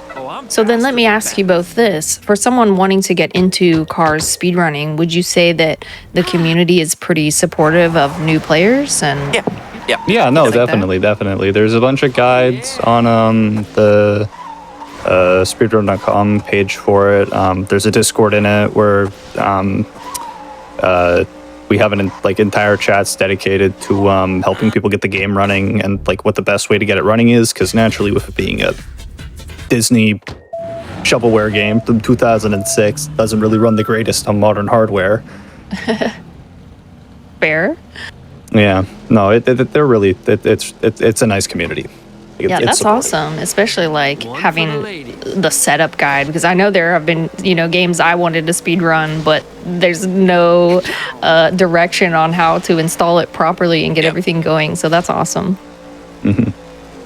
Yeah, the top runner, Xlebo Matt, he has a lot of guides on YouTube as well. So there's a lot of resources available for new runners if they want to get into it. Awesome. That's what I'm talking And honestly, the community is a lot bigger than I expected for this game. Like I wasn't even thinking there was a community to begin with, and then I poked into it with Noah when we bought the game back in February, and I realized like, oh wow, this is like actually a game that a lot of people take seriously.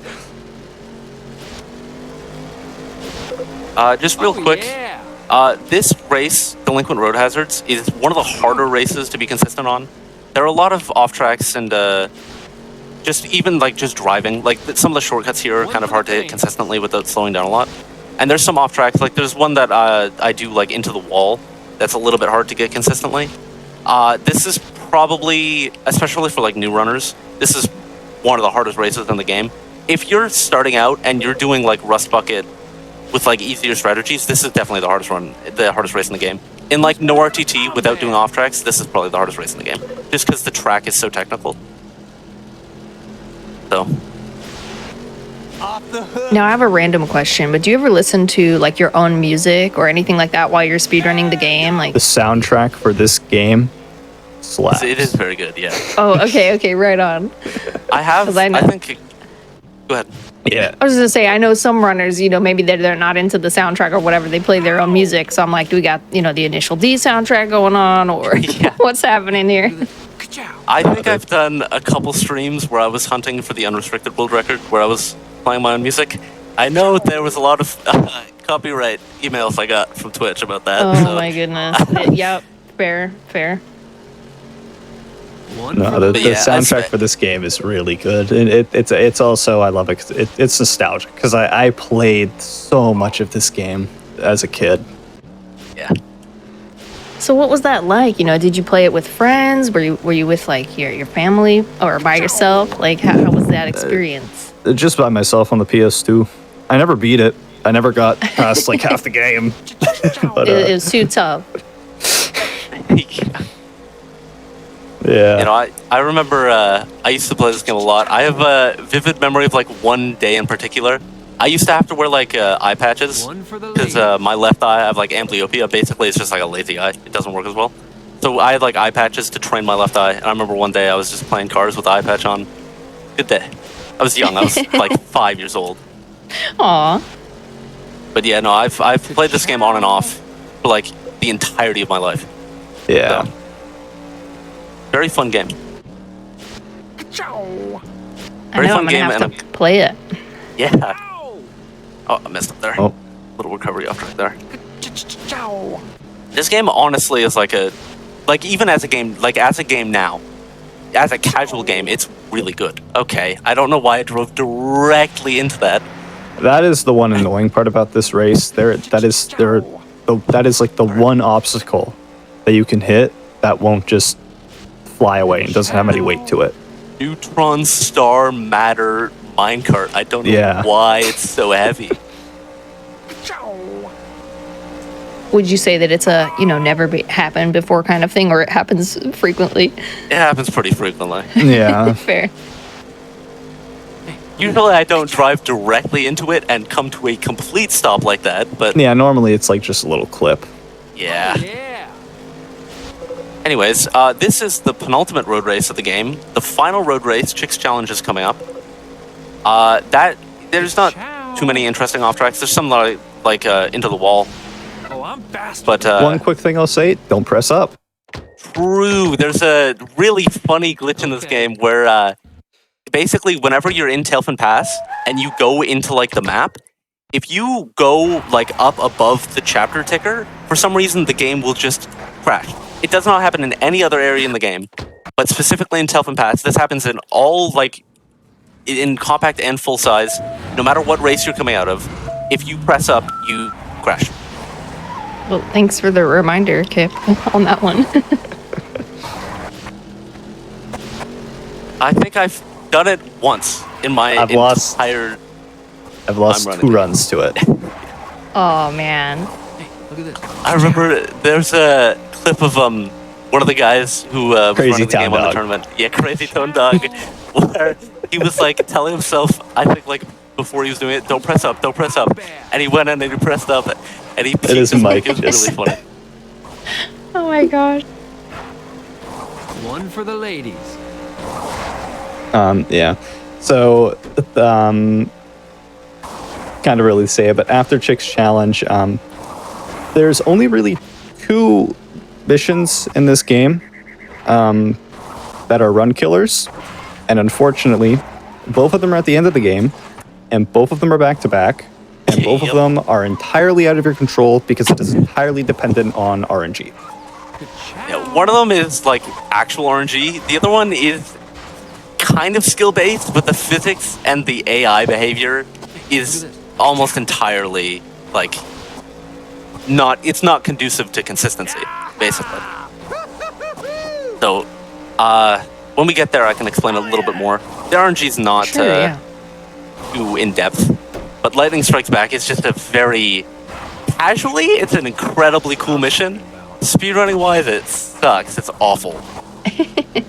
Now, do you ever go back to the game from time to time and just play it casually for fun? I have not recently, actually. Okay. I sometimes feel like, the speed run almost ruins the game casually for you, but... Yeah. I mean, I did. I like when I was practicing, I wasn't like timing anything, so I guess it was like a half casual run. But it's kind of hard to go in like completely casual because like once you know power slide boosting and tilt boosting, you can just not do it, but it kind of feels wrong. By the way, there's a little jump you can do there Oh, that was awesome. because of geometry. I think you can get it higher than that. I don't know how, but anyways, yeah. With the AI in the game, especially since it's so easy, casual runs, maybe like when you're discovering the game, are like fun, but there's not really like a challenge. So having the speedrun there, trying to go as fast as you can with all the mechanics, makes the game a little bit more interesting. Yeah, it's like a new kind of challenge. Yeah.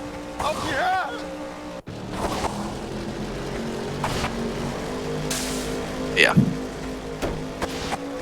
So, interesting thing to note just before we go into High Speed Heist. The power slide mechanic in most areas of the game, you need to be about 60 miles an hour to get a power slide going, give or take. So power slide boosting can start pretty early. In High Speed Heist and Lightning Strikes Back, you have to hit about 100 miles an hour before you can start power sliding, which I don't know why that happens, but it just means you have to... It's just another factor to take into account. On High Speed Heist specifically, it means you have to boost every time you start like a segment, which will make sense when I get there. I forgot to tell you, chick. All right, quick map warp. Radiator cap circuit. Yeah, each car in the game has its own like separate power slide boost physics kind of thing. Yeah, it's strange. Oh, so is it difficult to time when you're not on lightning? Well, it's not so much the timing as it is getting a power slide going for certain characters, especially like DJ and Boost, is a little bit more challenging. They don't want to drift as easily, so you kind of have to like crank more steering lock in to get a power slide going, which is just, especially when you're in traffic here, it makes it a little bit more dangerous. But, Right. It is okay. interesting though that they, tiny little tweaks to each character. Yeah. And there are a lot of playable characters that just you can't like even play in a casual run. A lot of like arcade mode characters. There's a giant monster truck named Count Spatula, which monster trucks are not even in the compact speedrun at all. That's like another whole Not part of the game anymore. that's not here. I don't is Monster Truck Mayhem in compact at all? Excuse me. I think it was Ages ago. It might have been. Yeah, no, Because I think ages it's ago it was. Valley's but, Sunshine Circuit and Tractor Tipping can be rerouted. Anyways, the arcade mode has like a lot of playable characters from like Daryl Car Trip to the King. A lot of people from like the movies.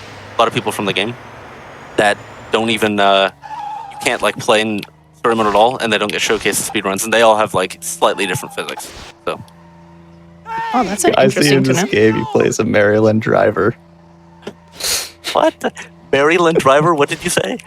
Just somebody in chat. That's For funny. Maryland. There are good and bad drivers everywhere, but I guess maybe Maryland specifically. Or all a bunch is of what we're- BMWs.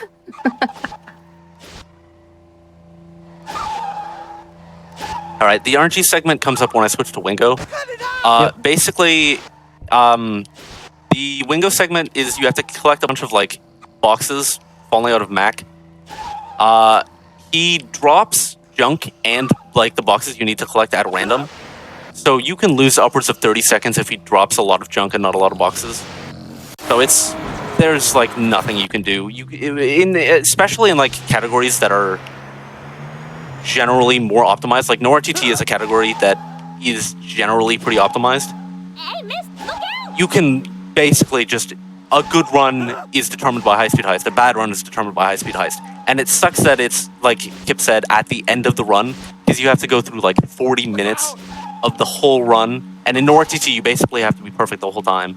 And then you can lose your run because the game didn't want to be nice to you. Yeah. All of my runs very when I run no frustrating. RT.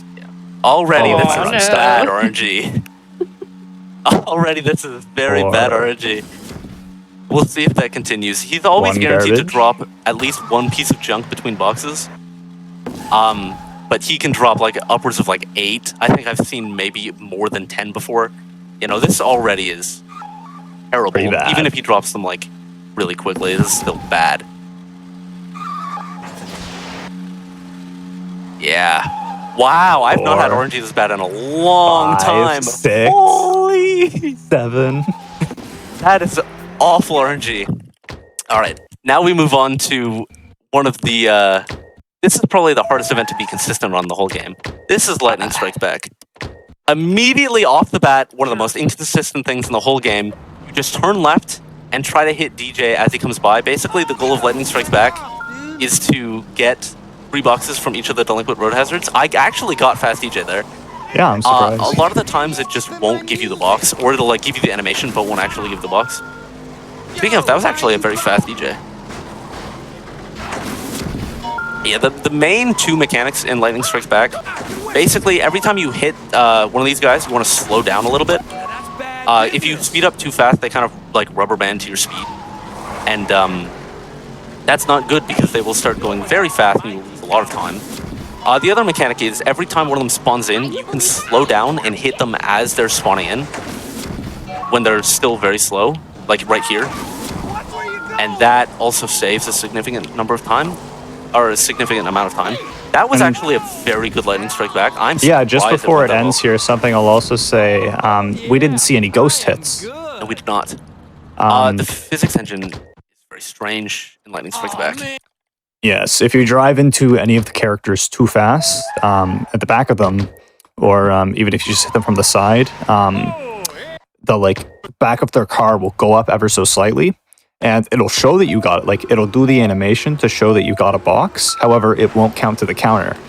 And I learned that the hard way. Yeah. Didn't you have like a run where you got like 5 ghost hits in a row or something? It was like It was in the tournament. ludicrous. I got 5 ghost hits in a row, and I just restarted the mission because I thought it was bugged. We're on the final mission in the game. Nothing really of note here. It's just tilt boosting. So if anybody has any questions, I guess. Yeah, this would be a very good time for questions. This is the most boring race in the game, so. Yeah. Well, chat, feel free to weigh in if you have any questions. I had a question. It was about, I think both of you mentioned there was a tournament, what 2 months ago? Right, yeah. I think it ended about a month ago, a little bit more. So is that something that is like a yearly thing, or a couple times a year, first time? Like what's tell us about the tournament. I know they had a tournament. I think they usually, in like the entire car speedrunning community, not just like this game in particular, I think across the whole thing, they usually have one tournament a year. I know the last time they did a compact glitchless tournament was 2021, so 2 years ago. So this was the first time in 2 years. I think if the community got big enough, they'd maybe do it more often, but it was not too often, basically. Right on. Well, we do have a question come in from chat as well. What is your favorite aspect of the Cars speedrun? Like, what keeps you coming back to it? In all honesty, glitchless is not really my main category. My favorite part of it is, I think the off tracks make it like a pretty unique experience, even compared to like other racing games. It's I don't know, driving off track repeatedly is not something you would consider to be a very fun activity, but it's interesting. And I think what got me hooked on the category when I was starting out was just how much there was to learn, and learning it was a very fun experience. So, in general, the main category I usually run, or at least have been running more recently, is unrestricted. Just because it's a little bit shorter and it feels sort of lower stakes, you can just kind of plug away at it. It's definitely a lot more frustrating than this, because it's a lot harder in some aspects. But right. So what's the time on something like that? Well, unrestricted, I have the world record in compact unrestricted, and that is 24 minutes and 41 seconds. So it's about half the time that it takes. Oh, okay. Wow. Yeah. So I imagine if you're resetting or something, you don't feel as frustrated as you would during like an hour run or something like that. Yeah, no. And generally, the harder tricks are more dispersed through the run. Whereas in like normal compact runs, High Speed Heist and Lightning Strikes Back, I guess Rust Bucket as well, are sort of like the main points of contention, and they're all towards the end. Whereas in unrestricted, Palm Mile Speedway is a lot harder. Rust Bucket is still pretty hard. Lightning Strikes Back is like on par with the rest of it. I get the difficulty is just generally more dispersed, so it feels kind of like a more fair run. Right on. We had a question come in from chat. does anyone run the game in first person, and is that even possible? Definitely possible. I wouldn't recommend it. Nobody does it. You'd probably get motion sickness within half an hour.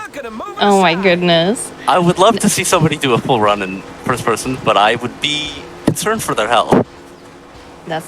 Sounds like enough of a call to action to me. So if anyone wants to, check that first person out, by all means. I think the community will welcome hey, you. Noah. I just saw this comment from somebody named Wolfpaws03. What's your favorite car skin? My favorite car skin? Probably the Osu Femboy skin. I'm gonna go out on a limb and say the Osu Femboy skin. There are modding tools that people have developed for the game, basically, where you can like put a custom skin in the game. So as a community, we've messed around. Somebody made like an A&W skin. I made a skin with like the Osu logo. I don't know if anyone's familiar with Osu, the rhythm game. I put like an Osu logo on it. Got a bunch of pictures of Astolfo on it. I don't know if anyone knows who that is. But. So where are these skins uploaded to a website or in the Discord or something? They're on my computer. I think I sent a picture of the early workings of my skin, like on the official speedrunning server for Cars. Yeah. Right on. There's modding tools in the Discord. You can ask people for some. By the way, I can't remember who I was talking to this before the stream, but I think someone owes me $50 now. So. We don't know who, but somebody. Somebody.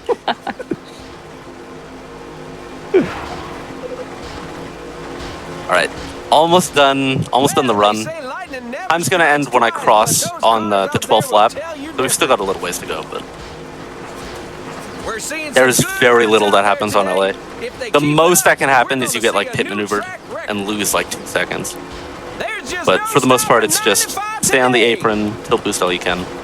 Now, forgive me if you've answered this question already, but are you allowed to choose like a different character for like the bulk of the main races, or do you have to play as Lightning? No, you can only play as Lightning. Yeah, in story mode, you have to play in individual level runs, you can play as any character, but certain characters are better than others, and so you only you can do runs with it. But for like Piston Cup races, you normally play as Daryl Cartrip because he's the fastest character in the game. So nobody tries to like beat the odds, and everyone always picks that character on those levels. Yeah. I think the only exception for Piston Cup is for like no lap skips. There's you're allowed to do off tracks, but there are very few Piston Cup races where you can do off tracks. The only one where off track saves time is Palm Mile Speedway, and there, because Lightning McQueen has better acceleration than Daryl Cartrip, it is faster to use him if you're doing the off track. And I think world record is held by someone using Lightning McQueen. But other than that, it's always Daryl Cartrip. And in general, Lightning McQueen is usually used in most of the most individual level runs anyways, just because his acceleration and like handling is generally like the best in the game. Right on. Now, do you dabble in the ILs yourself, or? I do. I have. Me and Robert NFS. He's the biggest individual. I think he has the most individual level records out of anyone. We were doing a bunch of unrestricted. We traded records for a while. He got most of mine back. I think the most I held at one time was like maybe 8 or 9. But so I do a little dabbling, and that's time, by the way. Nice. GG. That's a good run. That was awesome. Not that great of a run, but it was fun. No, but it was awesome because you got to show off one of your favorite games for us, and I appreciate you being here, Noah, Kip. That was a ton of fun. Do you have any comments or shout outs or anything you'd like to give? I do. Ahad, yeah. I love you. Shout out to Ahadcast. I expect a Prime sub now. Oh, okay. Calling you out. I want to take the opportunity, obviously, to thank you very much for having us on the stream. I want to shout out Xlobo Matt and Raytem, who are two of the, I'd say the top 2 speedrunners in Cars. Also, Quexty and Dr. Seek, 2 pretty big figures in the community as well. Other than that, not too many shout outs. All right. Well, I know you both said you're not going to be streaming too much, but there is a pinned comment here in the chat. And if you did have fun with us and you enjoyed the run, make sure you follow Kip and Noah here on Twitch. And those links are, as I said, pinned at the top. But we are going to head to a quick break before we set up for our next game. So if you are watching this on YouTube from the future, make sure to press the like button on this video, subscribe to the channel if you haven't already, and head on over to twitch.tv/gamesdonequick if you're interested in catching our shows live. We start weeknights at 7 p.m. Eastern and weekends at 1 p.m. Eastern. We will be right back, my friends, with Metal Gear Solid Portable Ops, so stay tuned.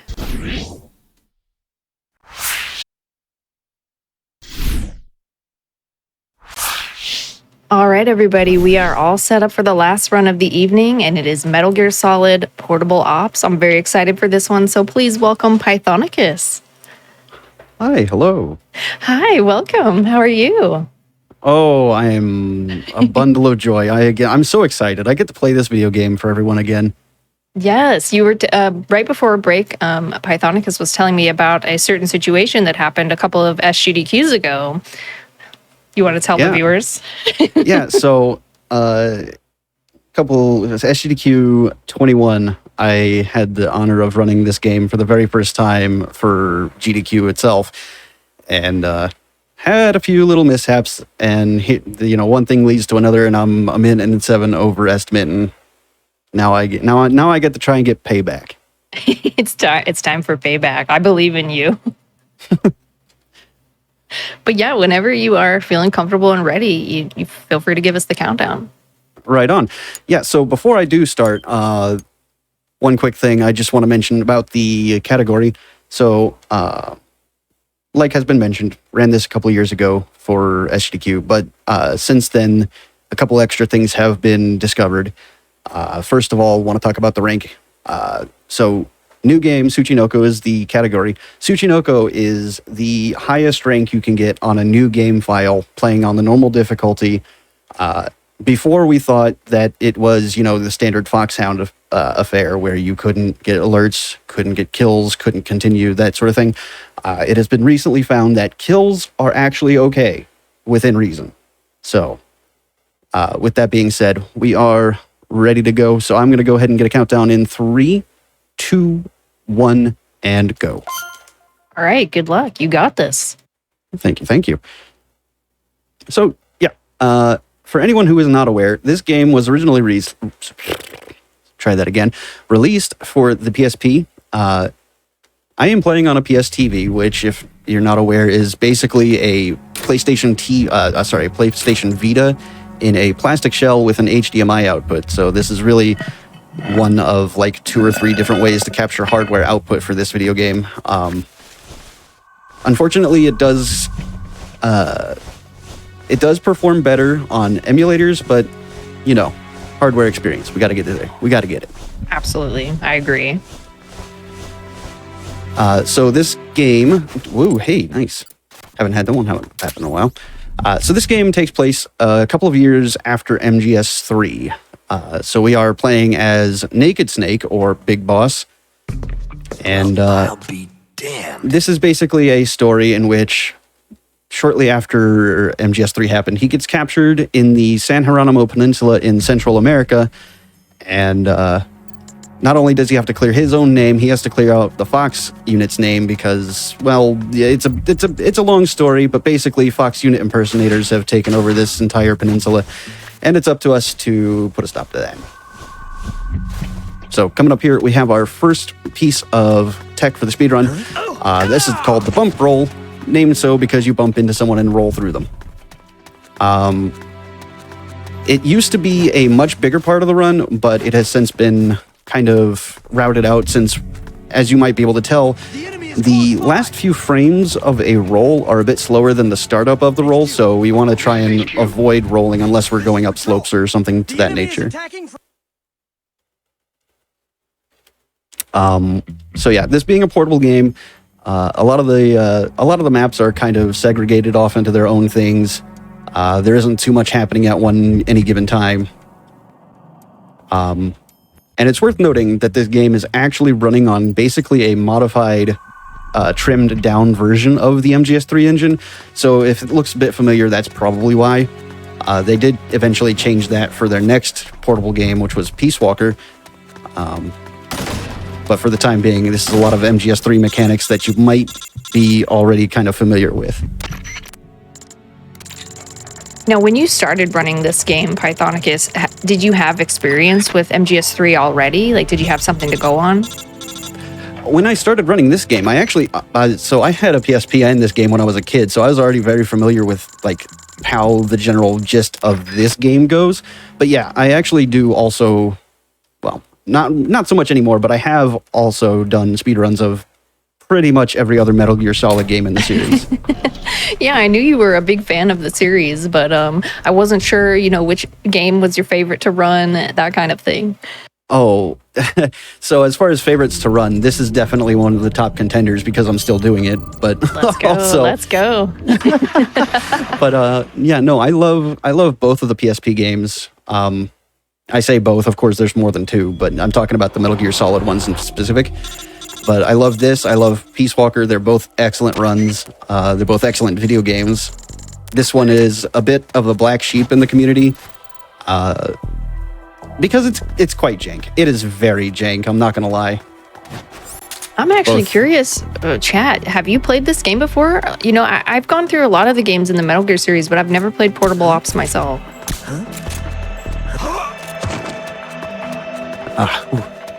So, real quick right there, that was me basically relying on the lock-on to put a couple of tranquilizer darts into that dude.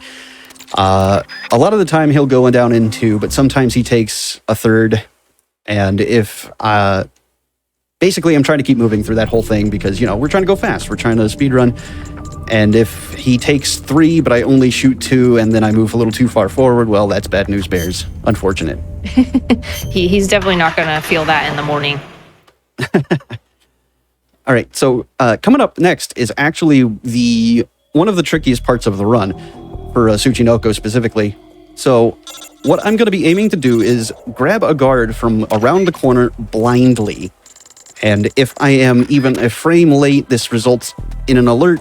So hopefully this goes well. It's been going all right for me in practice, so. And grab. Nope. All right, that's totally fine. So yeah, that's pretty much how tight that is. Because I grabbed him almost immediately, but again, just a slight bit too late, and that ends up in an automatic alert. Yeah, that's wild timing. Yeah. But yeah, since the last time this game has been seen on a marathon stage, it has seen quite a lot of changes.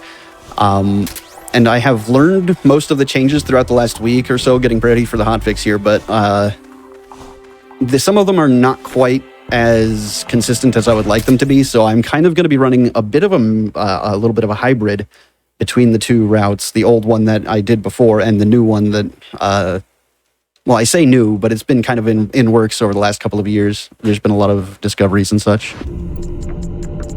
Yeah, and it's tough to de-rust a game, too. So I think anything you have planned, we're going to be impressed. I'm already impressed. Yeah, so you might actually already be noticing this, but there's a lot of menuing in this game, and that's actually a significant portion of the run is just getting your menus clean. And that's a lot of what the reroute also did, was kind of change a little bit of the menuing to make it a little bit less, I don't know what the word I'm looking for here, but less obtuse, I guess. So in some of these menus, do you have to select your loadout, or is it usually the calls and stuff like that? So yeah, you are actually selecting loadout in the menu. Something that this game did differently is that each character only has 4 inventory slots. So you have to kind of make sure that you have what you need for any given situation.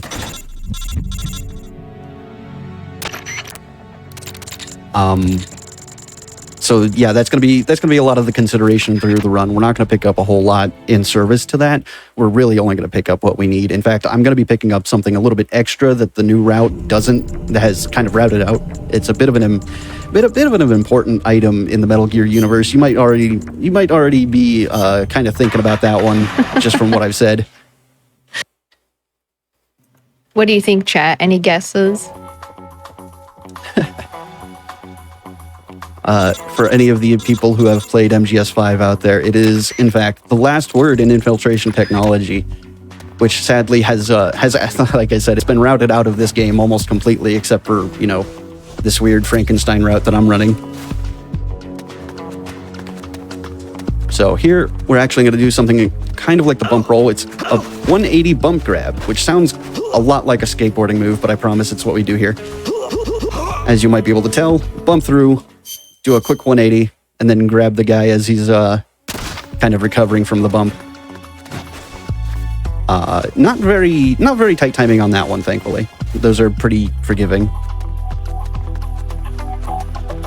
So I did start this mission as our first recruit rather, Jonathan, and then swapped over to Snake. And the reason this is we're actually recruiting this guy that I just dropped on the ground, and that's what this call is here.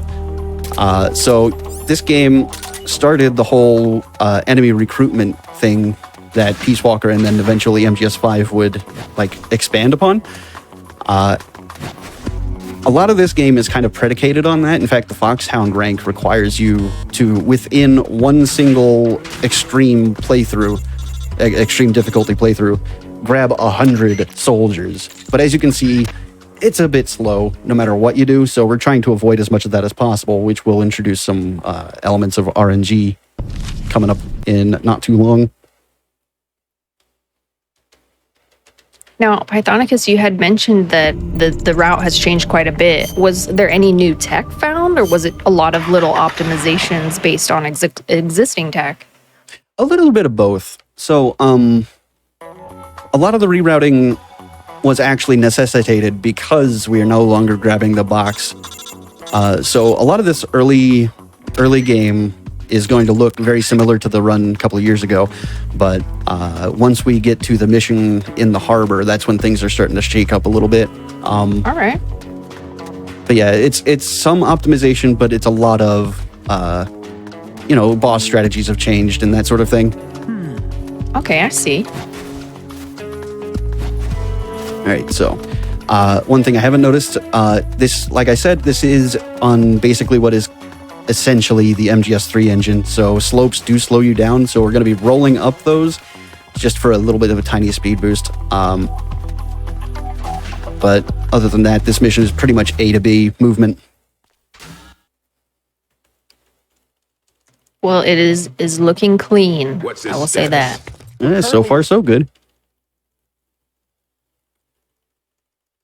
But, oh, yeah, of course. Something I haven't mentioned yet at all either is you might be noticing the chameleon icon on the top left there with the blue background. That signifies that we are sharing an outfit with some of the soldiers on the map, and those soldiers will not really bother us as long as we're not doing anything suspicious like attacking, rolling, or, climbing up ladders, which highly suspicious. Don't recommend climbing ladders. I was like, that criteria is interesting. But yeah, it is not going to be used nearly as much as you might think, just because Jonathan is going to be elsewhere, starting with this mission. So we have, we have just unlocked the spy unit, and so basically what that is we're sending our recruits out to go and find various things for us. During the run, it'll only be mission critical things, the things we need to progress the story, but there's also tons of side quests and item pickups and all sorts of other things that are pretty much held behind those spy reports. Now, is there any kind of crafting in this game? Technically, so there's no like manual crafting in the game. Sure. You do have a technical unit that will eventually, make you things with more and more specialists, more levels, and all that sort of thing. In fact, we are actually going to be using the technical unit in the run for one mission specifically. Because again, we're only doing mission critical things that, we can't do otherwise. The enemy is close by. Of course, yeah. Yeah. There's also a medical unit which will make healing supplies for you, and something that hasn't really come up yet, but we also have a wait command in the main menu here. that progresses in-game time by 12 hours. So from day to night or night to day, which does affect things, of course. And if you have a high enough medical unit, they'll increase the amount of health you get when you use one of those commands.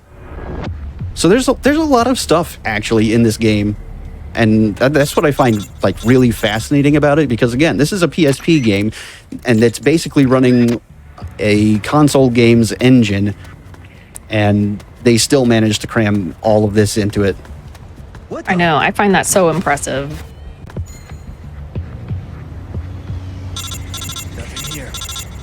And I'm seeing comments in the chat here about Null. We will see how Null is taken care of, and I guarantee you, it's gonna be funny. We're gonna have a good time. Will we see any, familiar faces aside from, Snake, of course, in this run? Why, yes, actually. Although we may have some trouble recognizing him in the state he's in this game. Ooh, okay. Surprise, surprise. So, as I said, the fact that we have so few recruits is going to add a bit of RNG to the game. And here's where the RNG is primarily centralized. So, again, we have to send our recruits out on spy missions to go find us things that we need for missions. Did I just get both of them? Neat. So that's pretty good luck, aside from the fact that I had to enter and exit a mission. That's the wrong map. There we go. So, jeez. So, this being a PSP game, the menus are a little bit sticky, and on PS TV, there's an unfortunate issue with input drops. It is what it is. We just kind of deal with it as best we can. So, in story, right now, we just went to the rail bridge and noticed that it was completely blocked by 2 trucks. We can't do anything about that. We can't, crawl under it or sidle through them or anything. No, but we have to get rid of them. So that's what our current objective is. And to do that, we're actually going to divert them by blowing up targets of opportunity around the peninsula. Which is why, if you noticed on the 3rd mission in the supply depot, I actually went a bit out of my way to grab some TNT here. And just juke these guys out a little bit. So that is one of the new route things that I just did there. Normally, we in the past, rather, we would have gone pretty much straight forward into that little pit to set up some cycles. Nowadays, we don't really have to do that. Just some nifty movement, some kind of juking and jiving, and we get straight through it without any issue. Very explosive. Oh, yes. So, also, another thing I've noticed in chat earlier was someone laughing in the Hitman run, which, by the way, shout-outs to Alpha Brother. It was a fantastic run. If you didn't see it live, please go check it out on YouTube. But yeah, someone was mentioning about how explosions were basically, no problem, no big deal. And this segment is all about that. It's all about that. Yeah, that was definitely a thing in Hitman. So it's kind of funny that it's running through the theme of the episode tonight. Love that. Yeah. And another quick note is that when you end a mission by exploding something, even if you're standing right on top of it, as long as you've ended the mission, it doesn't affect you. Likewise, if you have someone on your tail, they don't bother. Like this guy, he's turned in such a way he could possibly see Snake, but he doesn't care. It's above his pay grade. This looks so funny. I can't get over it. Snake's just standing there. Yeah, he's getting a little crispy. Some suntan going during the nighttime. Yeah, gotta stay warm. Mm-hmm. Yeah, it's November. It's getting towards winter here. It's actually been cold here where I live, in the Pacific Northwest, for some reason, even though it's June. Oh, I wish. I'm on pretty much the entire opposite end of the continent, and it is soup. Aw. So yeah, this is going to be the 3rd and final diversionary operation. So last time we're going to have to use this TNT for a little while. And again, we're just blowing up targets of opportunity. With each time we complete one of these missions, whoa, hey, that's unusual. But it has happened before, so let's just... let's just be extra cautious here. So that can happen if you are just a tiny bit too fast going up that ramp, because that guy kind of spins around and kind of just looks in directions. And in this case, it wasn't a direction we really wanted him to look in, so hey. That's why you don't have the shifty eyes. All right, so now that we've taken out those 3 targets of opportunity with the TNT, now we can finally cross this rail bridge and get to the harbor. Except now, even though we've gotten rid of one of the trucks and several of the guards, there's still someone on the bridge. But Snake knows about him. He's fine. This is fine. Everything's fine. So what we're going to do is pop, and then that gets him out of the way entirely. You know, we are in audio range of the guy, but he does not care. He's too preoccupied with calling whatever just hit his shield. And then we can bump roll through this guy and we're home free. The bump rolls are amazing. They're so funny. Oh yeah, there's some real good stuff there. And it is worth mentioning that they are a little bit more they're a little bit more complex than I'm perhaps making it seem. It's not quite as simple as, you know, run at a guy, bump into him, and roll. You do have to kind of aim the guard. So basically, you want to end up on the opposite side of where you want to send them, because they go flying whichever direction happens to be directly behind them. So if you mess up something like that, what are the repercussions? Like, do you have a lot more enemies you got to deal with? Is it tougher to get out of the level? It is often... it results in that. Speaking of, okay, here we go. Yep, so this is... well, it's fine as soon as I get off this railing. It's not a big deal. We've already lost Tsuchinoko, so I'm not too terribly worried about this. And right now I'm actually going to go grab the cardboard box, like I said before. The new route does not grab the cardboard box. In fact, it just kind of dives over that railing I just passed down there, which would save quite a lot of time, but this is entirely a safety measure for literally one level later in the game. You know what? I think you're doing it for the people. The people wanted to see the box, and here it is. Oh, absolutely. I mean, personally, I love the box. I can't get enough of it. So here in the story, we're meeting an eccentric Russian ex-fighter pilot called Colonel Skoronsky, who used to take care of this base, but has been usurped by the False Fox unit. Basically, all you need to know about Skoronsky is he wants a plane. And my guess is that we're not going to give him that plane. No, he's not going to get the plane. He may get something else later. We don't know. So yeah, that's the harbor done. A little bit sketchy, but that's totally fine. But it does serve as it's a pretty good demonstration of what an incorrect bump roll will do to you. Well, we appreciate you demonstrating. Oh yeah, of course, my pleasure. So yeah, what was supposed to happen there was I was supposed to send him to the right of the screen, and he just kind of did not follow me as like I wanted him to, which is it's a fault of my own movement. So no big surprises, no worries. So again, we need another spy report. So we're gonna get some good luck here. And nope. Okay, so we only have 3 wait commands before we have to enter a mission and exit back out. And again, the main hope is that we get those spy reports within those 3 wait commands, because otherwise, you know, we have to wait on loading times. And despite the fact that this game is on the leaderboards ranked by in-game time, certain loading screens do still count for that in-game time, so we want to cut up as much as this is possible.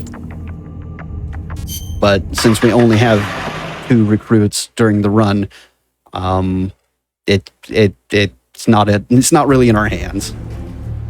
Right, it's a bit RNG. Yep.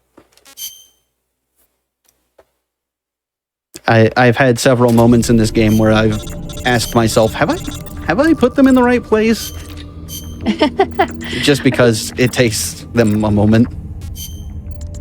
Yeah, I was going to ask because I know you said that sometimes it just likes to drop inputs in the menu. Does anything like that ever happen when you're like in the run, in the moving around? Yes, it does, unfortunately. And a lot of it is like when you're actually just running around and doing whatever, it's usually fine. It's when you open the inventory that it starts really giving you issues. So here, I'm actually going to do something that has been routed out without the box, but I love it so much. We're going to do it here, which is we're going to juke out 4 soldiers with nothing but the cardboard box. So bump into the first guy, equip the box, go through the door, bump into the second guy with the box on, then re-equip the box, then box up about halfway to the door, open the door, into the door, get the item, and we're out of here. That was like a soapbox. Snake makes the best cardboard box race cars you've ever seen in your life. Put some wheels on that thing. All right. So coming up here is warhead storage. I'm actually going to take that cardboard box off because until the mission later where I actually need it, we're not going to be using it. So the warhead storage facility is one of the recipients of a new route. Used to be we have to kind of manage cycles a little bit, dodge some lasers, move very specifically in order to avoid detection. That's all changed, and I hope to be able to display it here tonight.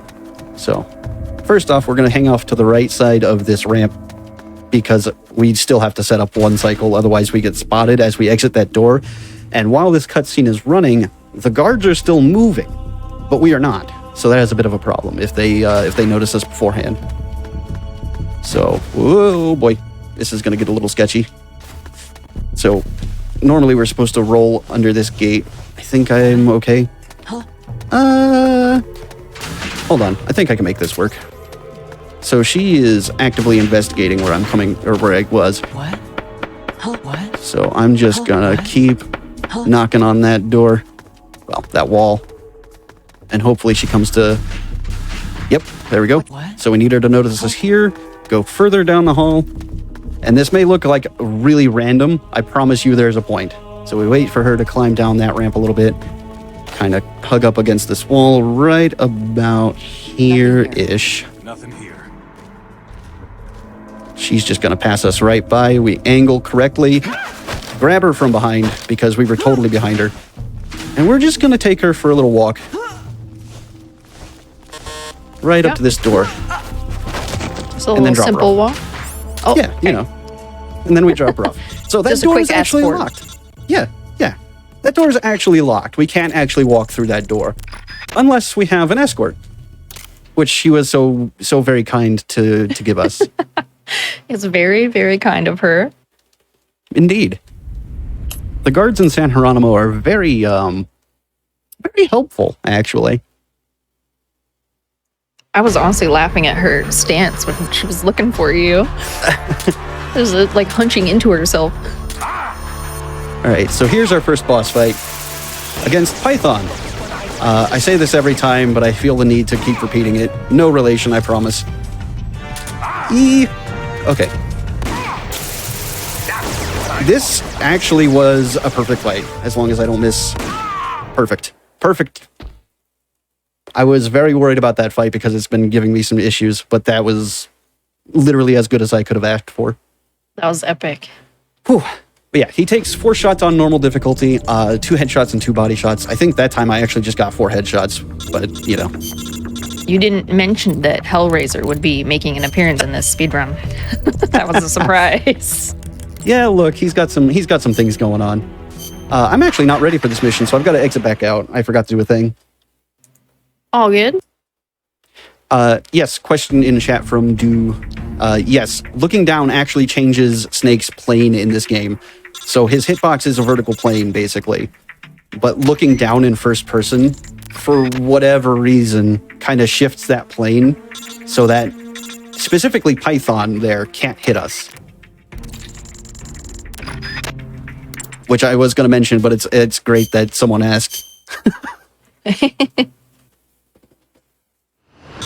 So yes, like I said, I was not ready for that mission quite yet. I actually need Jonathan to come back into the team just for this mission alone.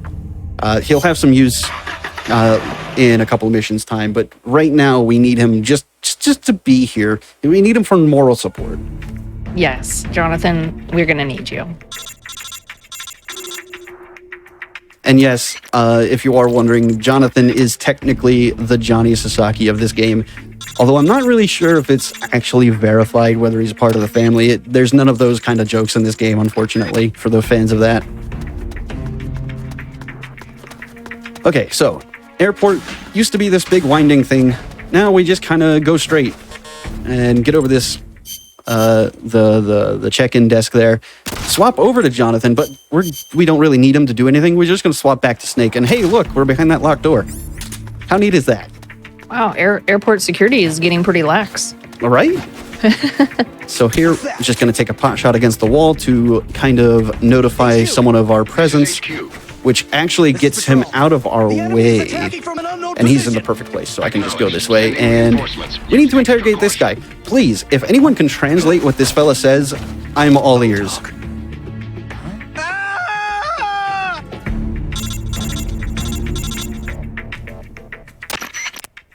Honestly, I have no idea. The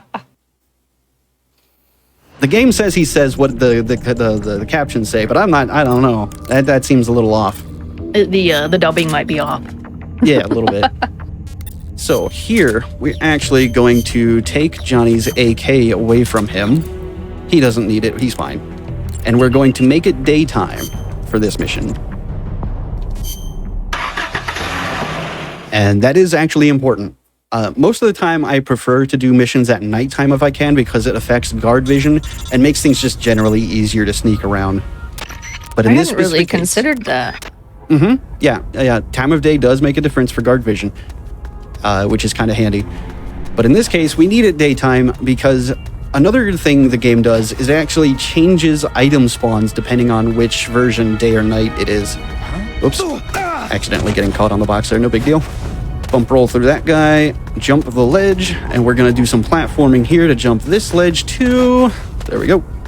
Aim this guy that way, and bump roll through him to make him get out of my way.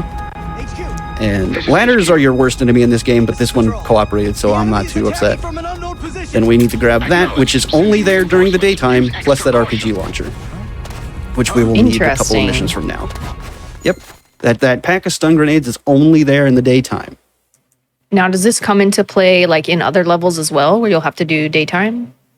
Well, the item spawns on other levels do depend on night or day, but this one specifically is the only one that matters.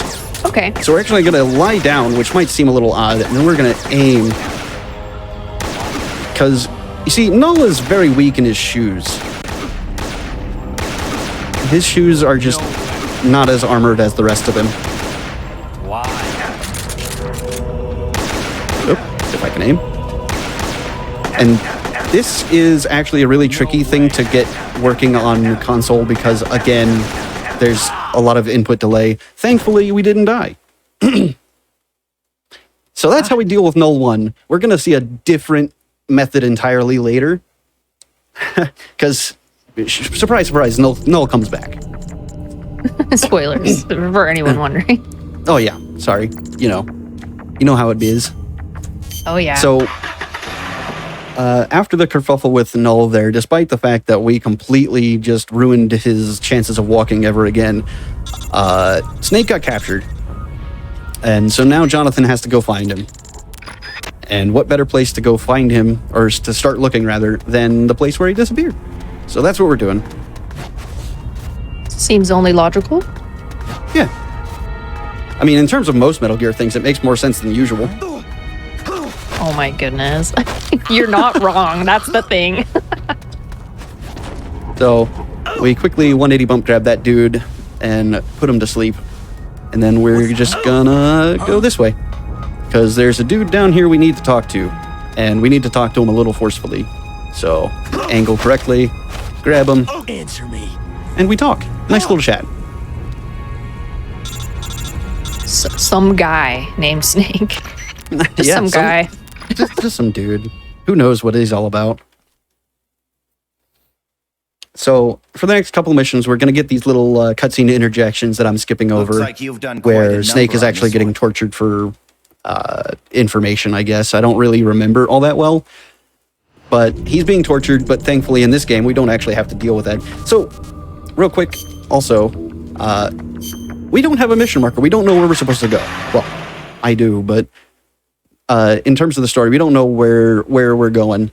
But I went to the rail bridge, which is where we're supposed to go.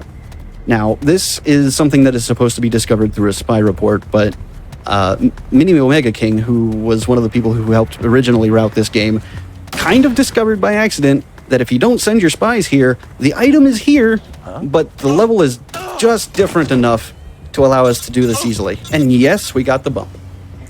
We are blessed by the bump today. Nice. But yes, this is the only currently known place where this is applicable. But if we got the spy report, that dude that I bumped into in the room with the box would have actually been outside, and he's a problem because we're not dressed the same as he is. Right. No costume here. Correct. So we with that map we got, we now know where Snake is. We're gonna go rescue him.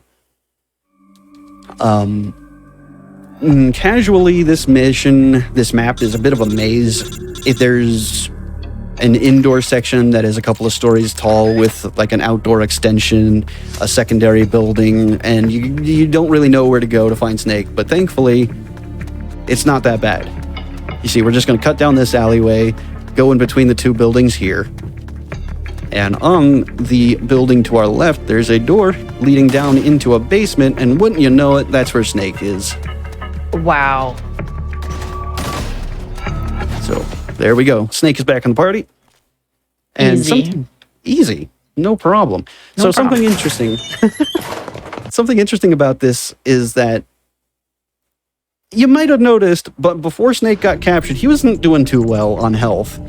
But after being captured, despite having been tortured the entire time, he has full health. Oh, okay then. Was productive torture? Question mark? Yeah. I actually don't want to enter on daytime. This is another mission where we want to enter on daytime for considerations of guard vision.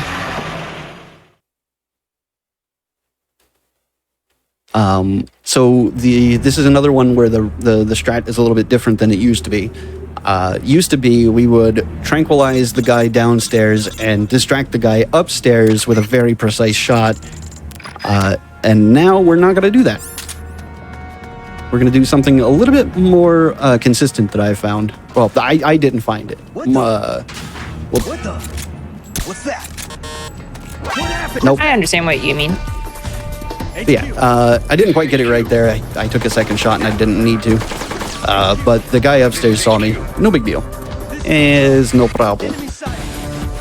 But the general idea is you distract both of them with one shot, and then they just kind of ignore me. But we're into our next boss fight.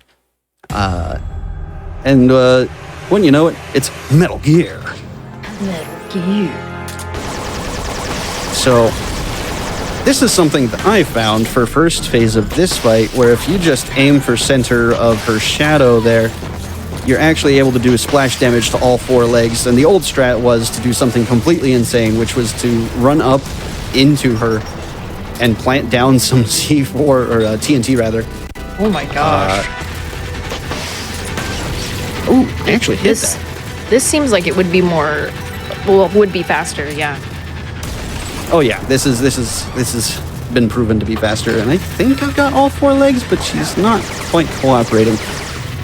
So the first phase of this fight is you take out all four of her legs, and then this happens. And then she opens up her actual weak points, which if I do this properly, I'll just aim. If I do this properly, I can actually get this fight done in 4 shots, which I've missed, but it was close. So aiming in between those two larger missile ports in her missile bays there actually does more damage for some reason. We don't really know why, but it works. So basically, you can do that second phase in 4 rockets if you've aimed correctly, but it is very tight to actually line that up in time. Still, nice fight. Thank you. Unfortunately, Jonathan died. Oh no, Jonathan. Yeah, We won't see him again. We're not going to see Johnny again. He's done. Damn. That is, yeah. that is a part of the story. That cutscene we just skipped. He saves Snake because the big bad of the video game, Gene, actually did some psychic stuff. I don't really know how to explain it any better, but he basically made everyone in the room go berserk. And the game, not realizing that we only have 2 recruits, thought we had hundreds, and everyone just kind of started shooting. And Johnny took a bullet for Snake, and whoops. Johnny was a real one right till the end. Truly. All right, so here we're just doing some more spy stuff. This is actually the final time we're actually going to need our spies in the entire run, is these last 2 reports. And then we're going to move them to the technical unit. And then after that, our 2 recruits are more or less free to be wherever they want to be. So you don't really have to manage them after that point? Correct. Okay. There is one thing that we'll need them for between now and the end of the game, but it's fairly, well, I say it's fairly minor. It isn't much in the way of menuing, but it saves quite a bit of time if we get it. Or if we just go ahead and menu someone in. Right.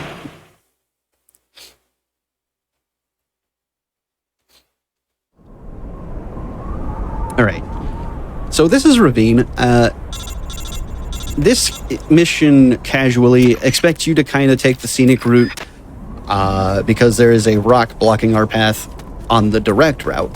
So we're not going to bother with the scenic route because we don't have time for that. So I'm going to line up very, very carefully here. This should be fine-ish. There we go.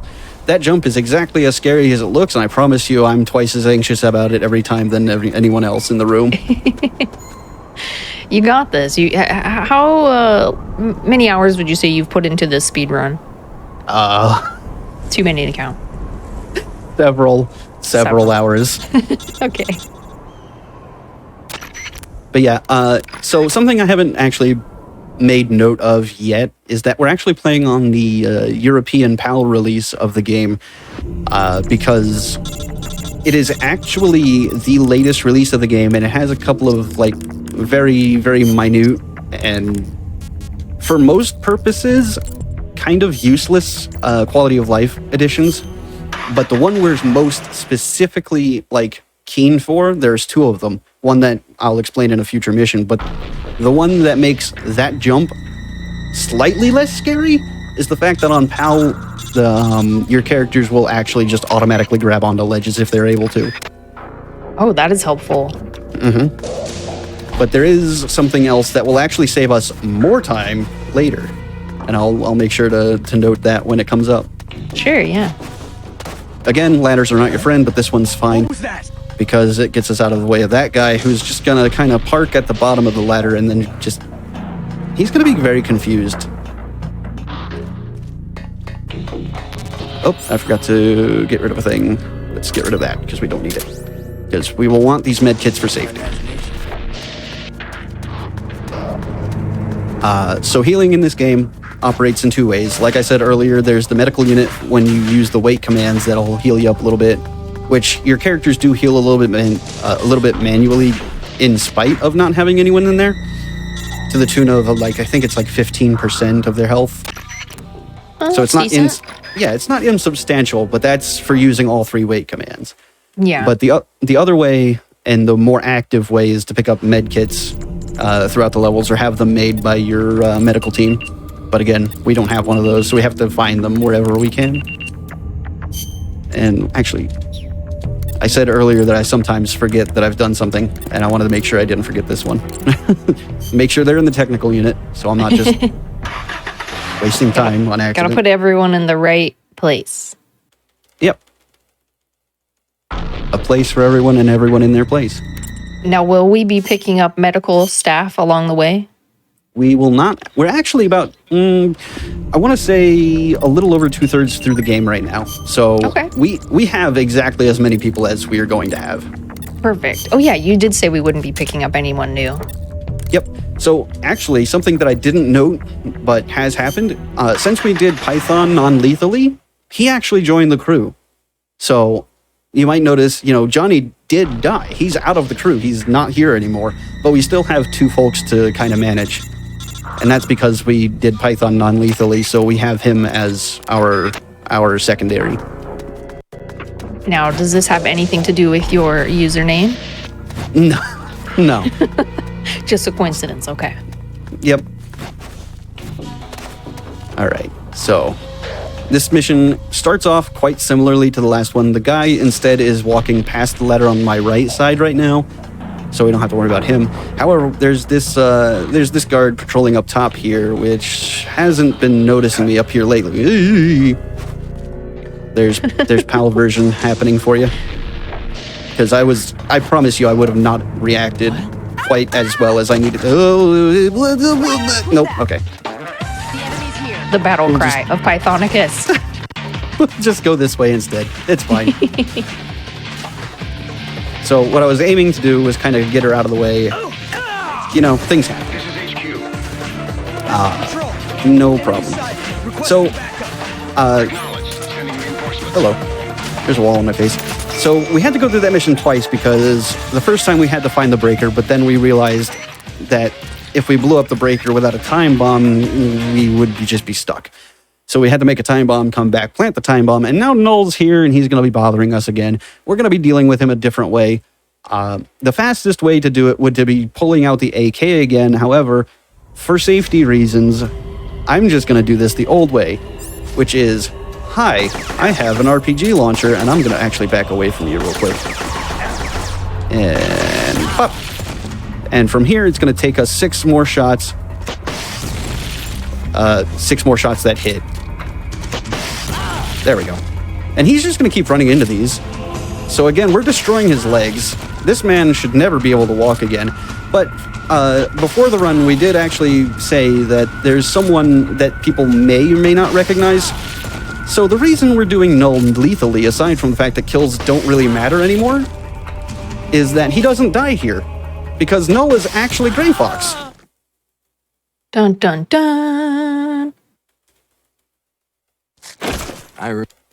So yeah, Null remembers now. He is, in fact, Frank Yeager, who will eventually become Gray Fox. Anyway, now that we're through him, I have an empty slot, which is great. I'll pull that RPG off here in a bit because I don't need it anymore. But we have to make another shopping trip. We're back on the silo entrance map during the day, which, again, does matter because we need another pack of stun grenades. We're just going to head to the store real quick, get a little pack of stun grenades. There we go. Yeah, I mean, they carry them around the convenience stores around here. I don't know. I certainly hope not. A menace to society. Oh my goodness. So again, we're going to bump roll through him. We're actually not going to roll over the railing this time. We're setting up some cycles here. Instead, we're going to climb up this ladder, or the ramp. And if you remember the SGDQ run, this is actually going to not do that incredibly cursed jump that we used to do. Instead, we're going to take more or less the same route we did before on the first trip, specifically because we do need that second pack of stun grenades, which is, again, up here. Now, let's get over the railing. There we go, buddy. Sometimes you just got to talk to Snake, make sure he knows. Make sure he has the proper instruction, yeah. Yeah, of course. And then we're home free. So we did take an alert in that mission, but that was basically the strat. If I had rolled a little sooner up that second or third ramp, whichever it was, then the alert wouldn't have happened. So here's the part where I need our good boy Halibut here, which, by the way, the recruit names past Jonathan, they're all random. Like, all of them are random. Oh, interesting. I actually need to exit this mission because I need to put that cardboard box back on. So do you ever have any guesses? Like, is it a set name of random names? Yeah, there is a list of names but I don't know all of them offhand. In fact, I saw one recently that I had never actually seen before. So Oh, wow. I'm still being surprised by the game. All right, what's your best guess? How do you mean? Well, for the name, what's your best guess? Oh, I don't know. Okay, chat. What is your best guess? What is this person going to be named?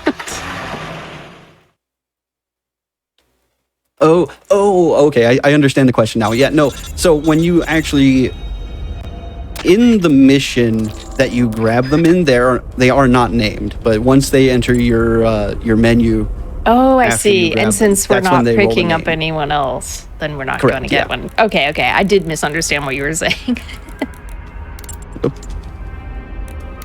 So here, we used to do this a completely different way, but we're doing this way. So I just called a random frequency on the codec. It actually opened up a door that we're going to go through here in a sec. And again, we're using the member swap to get a little further. Grab this guy, take him for a walk like we did earlier. Opens this door that we wouldn't otherwise. This is that other PAL thing that I was mentioning. That is very cool and saves us a lot of time. And then we're going to just kind of waltz on through here. So this used to be a whole thing, the silo complex, and it still is. In fact, I'm not doing the full new strats here, only most of them. So I grabbed the cardboard box specifically for safety on this mission, because otherwise I would have to bump into that guy in the alcove that we didn't even see, and I still took an alert. Huh. I was a little too far to the right. Anyway, so we no longer need the cardboard box. We're going to grab these chaffs instead. That guy's going to try and shoot at us because we're under alert, but he's not going to be able to do it. Ow, he actually hit me. What in the world? Hey. Stop. That's very rude. All right, so, ow. We're going to take this. I said we're going to take this man for a. Never mind. We're not going to take this guy anywhere. All right, so instead. Oh, that's the wrong menu. Instead, what we're going to do is, hopefully we're not going to die here, but we're going to swap to another frequency. Normally, we would take that guy for a walk to open up another door, but there is a frequency to open it. Please? Nope. Okay. So we're going to have to restart this mission because it's still going to be in caution, and all we have is halibut. Yeah, that's all right. I had a question that came from chat. Since you can use people you've defeated online as recruits, are those allowed in runs? No. And the reason that is because I'm pretty sure the online in this game is pretty much dead. There is a new game plus. There's a new game plus route that involves some like password character. Oh, that's not the button. That involves like some password characters that you can that are like special characters. Like characters pre-existing in the game, in the series. This is not good. Can I borrow you for a second, sir? So yeah, there's password characters, and something that I didn't mention yet is that each soldier in this game can come with like special careers. And the one that would be the most important for a speed run would be athlete, which just generally moves about 20% faster just because they're an athlete. Oh, so I could see that being maybe abused. Yeah. So we're a little bit late to the punch here. Yeah, this is about what I expected. Ow. Yeah, shotguns are incredibly dangerous in this game. I'm just gonna go ahead and make the call and make a run for it. So the reason I didn't make a run for it the first time is because ahead there's gun cameras who will shred me. And I'm just gonna kind of hope that it doesn't happen here. Acknowledged. Eliminate all. There they are. Oof. I've already called the number, so I can just walk straight through here. And in an effort to... Whoa! Hey! That was interesting. I would say that's never happened before, but that's a question for you. I think I've seen it before, but it's been a while. Anyway, cardboard box is done for the run. I've got to get my rump out of here. So, we're gonna... we're going to spend a slight bit of extra time in this mission just grabbing these safety meds because things aren't going to plan. Yeah. But it's all right. I think we're still quite on pace to not go overestimate again at this rate. Things have gone well thus far, so it's fine. It's fine. We believe in you. All right, so coming up next is actually a more or less a boss rush. And yeah, I'm just going to keep this the way it is for now. After the mission, I will swap my equipment again. Hello? There we go.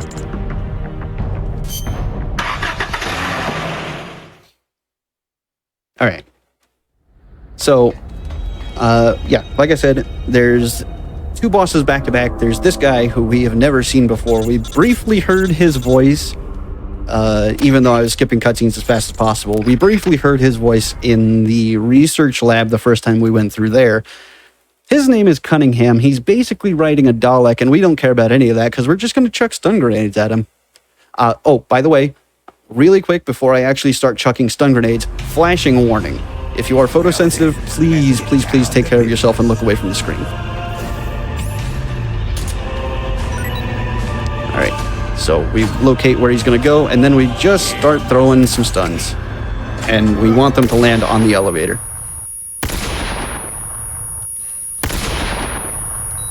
Oh, he blew me up. That's rude. Is he still in range? No, he is not.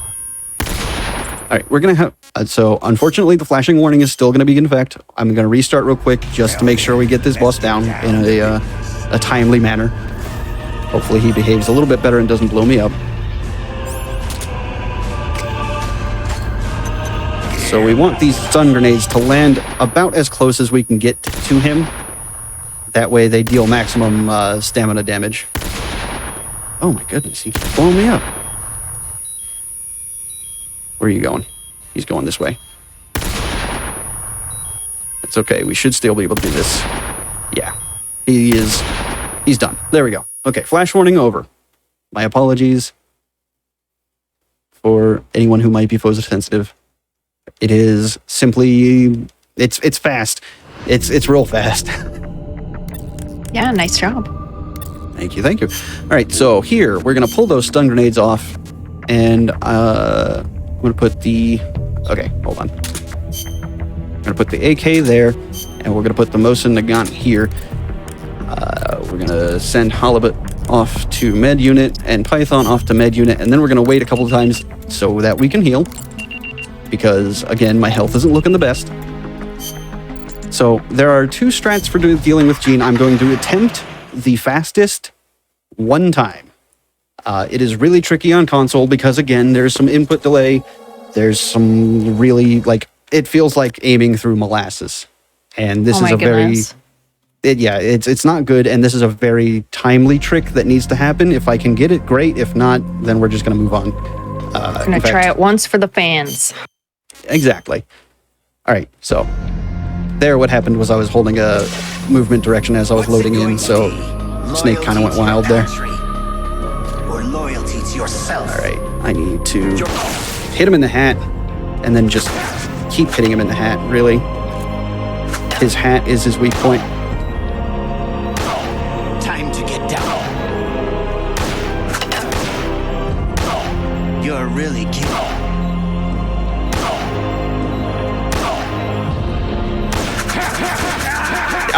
Okay. So I had... Gosh. I had sound effects. Yeah, I had the loop, but unfortunately, he did his stream of knives, which is his most dangerous thing he could possibly do, and I was not ready to react to it. Anyway, so here's how we used to do the fight, which is completely non-lethally, relying on our good old Mark 22 and the Mosin Nagant we picked up in the Warhead storage facility. As you can see, it's a little bit slower than what we were doing, but you know, in the interest of finishing the run, we're just gonna do it. Because I could literally spend hours just trying to get that right, and we don't have that kind of time. So what we want him to do is that charge, because then we can pull out the Mosin Nagant and, whoops, and hopefully not miss. But we can pull the Mosin Nagant and aim for his head, which is the most we can deal with our current equipment in terms of stamina damage. And yes, here's what I was saying earlier about the sticky menus, especially when you're in the inventory. So time will come up on the last hit on this guy. I will do my best to mention when that is, but I am extremely focused on trying not to die. Gene is incredibly dangerous as a boss fight, especially when you're not doing the loop I was trying.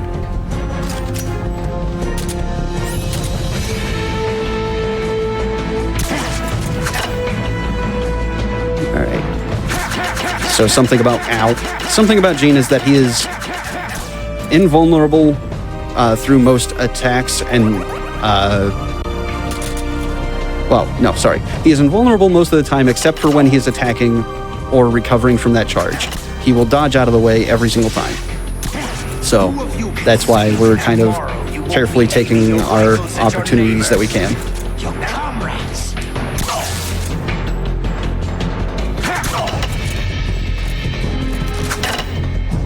Come on, buddy.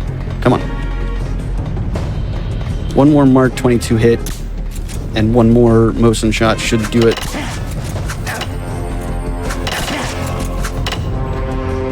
Come on. Ow. Hey. Whoa, hey. Okay, so time coming up on the shot. And time. Oh, wait, nope. Wait, false alarm. False alarm. One more shot. Sorry.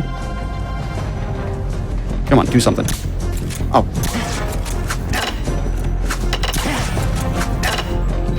Come on, don't do it to me. Okay. Now we're coming up on time, and if I don't miss... Time.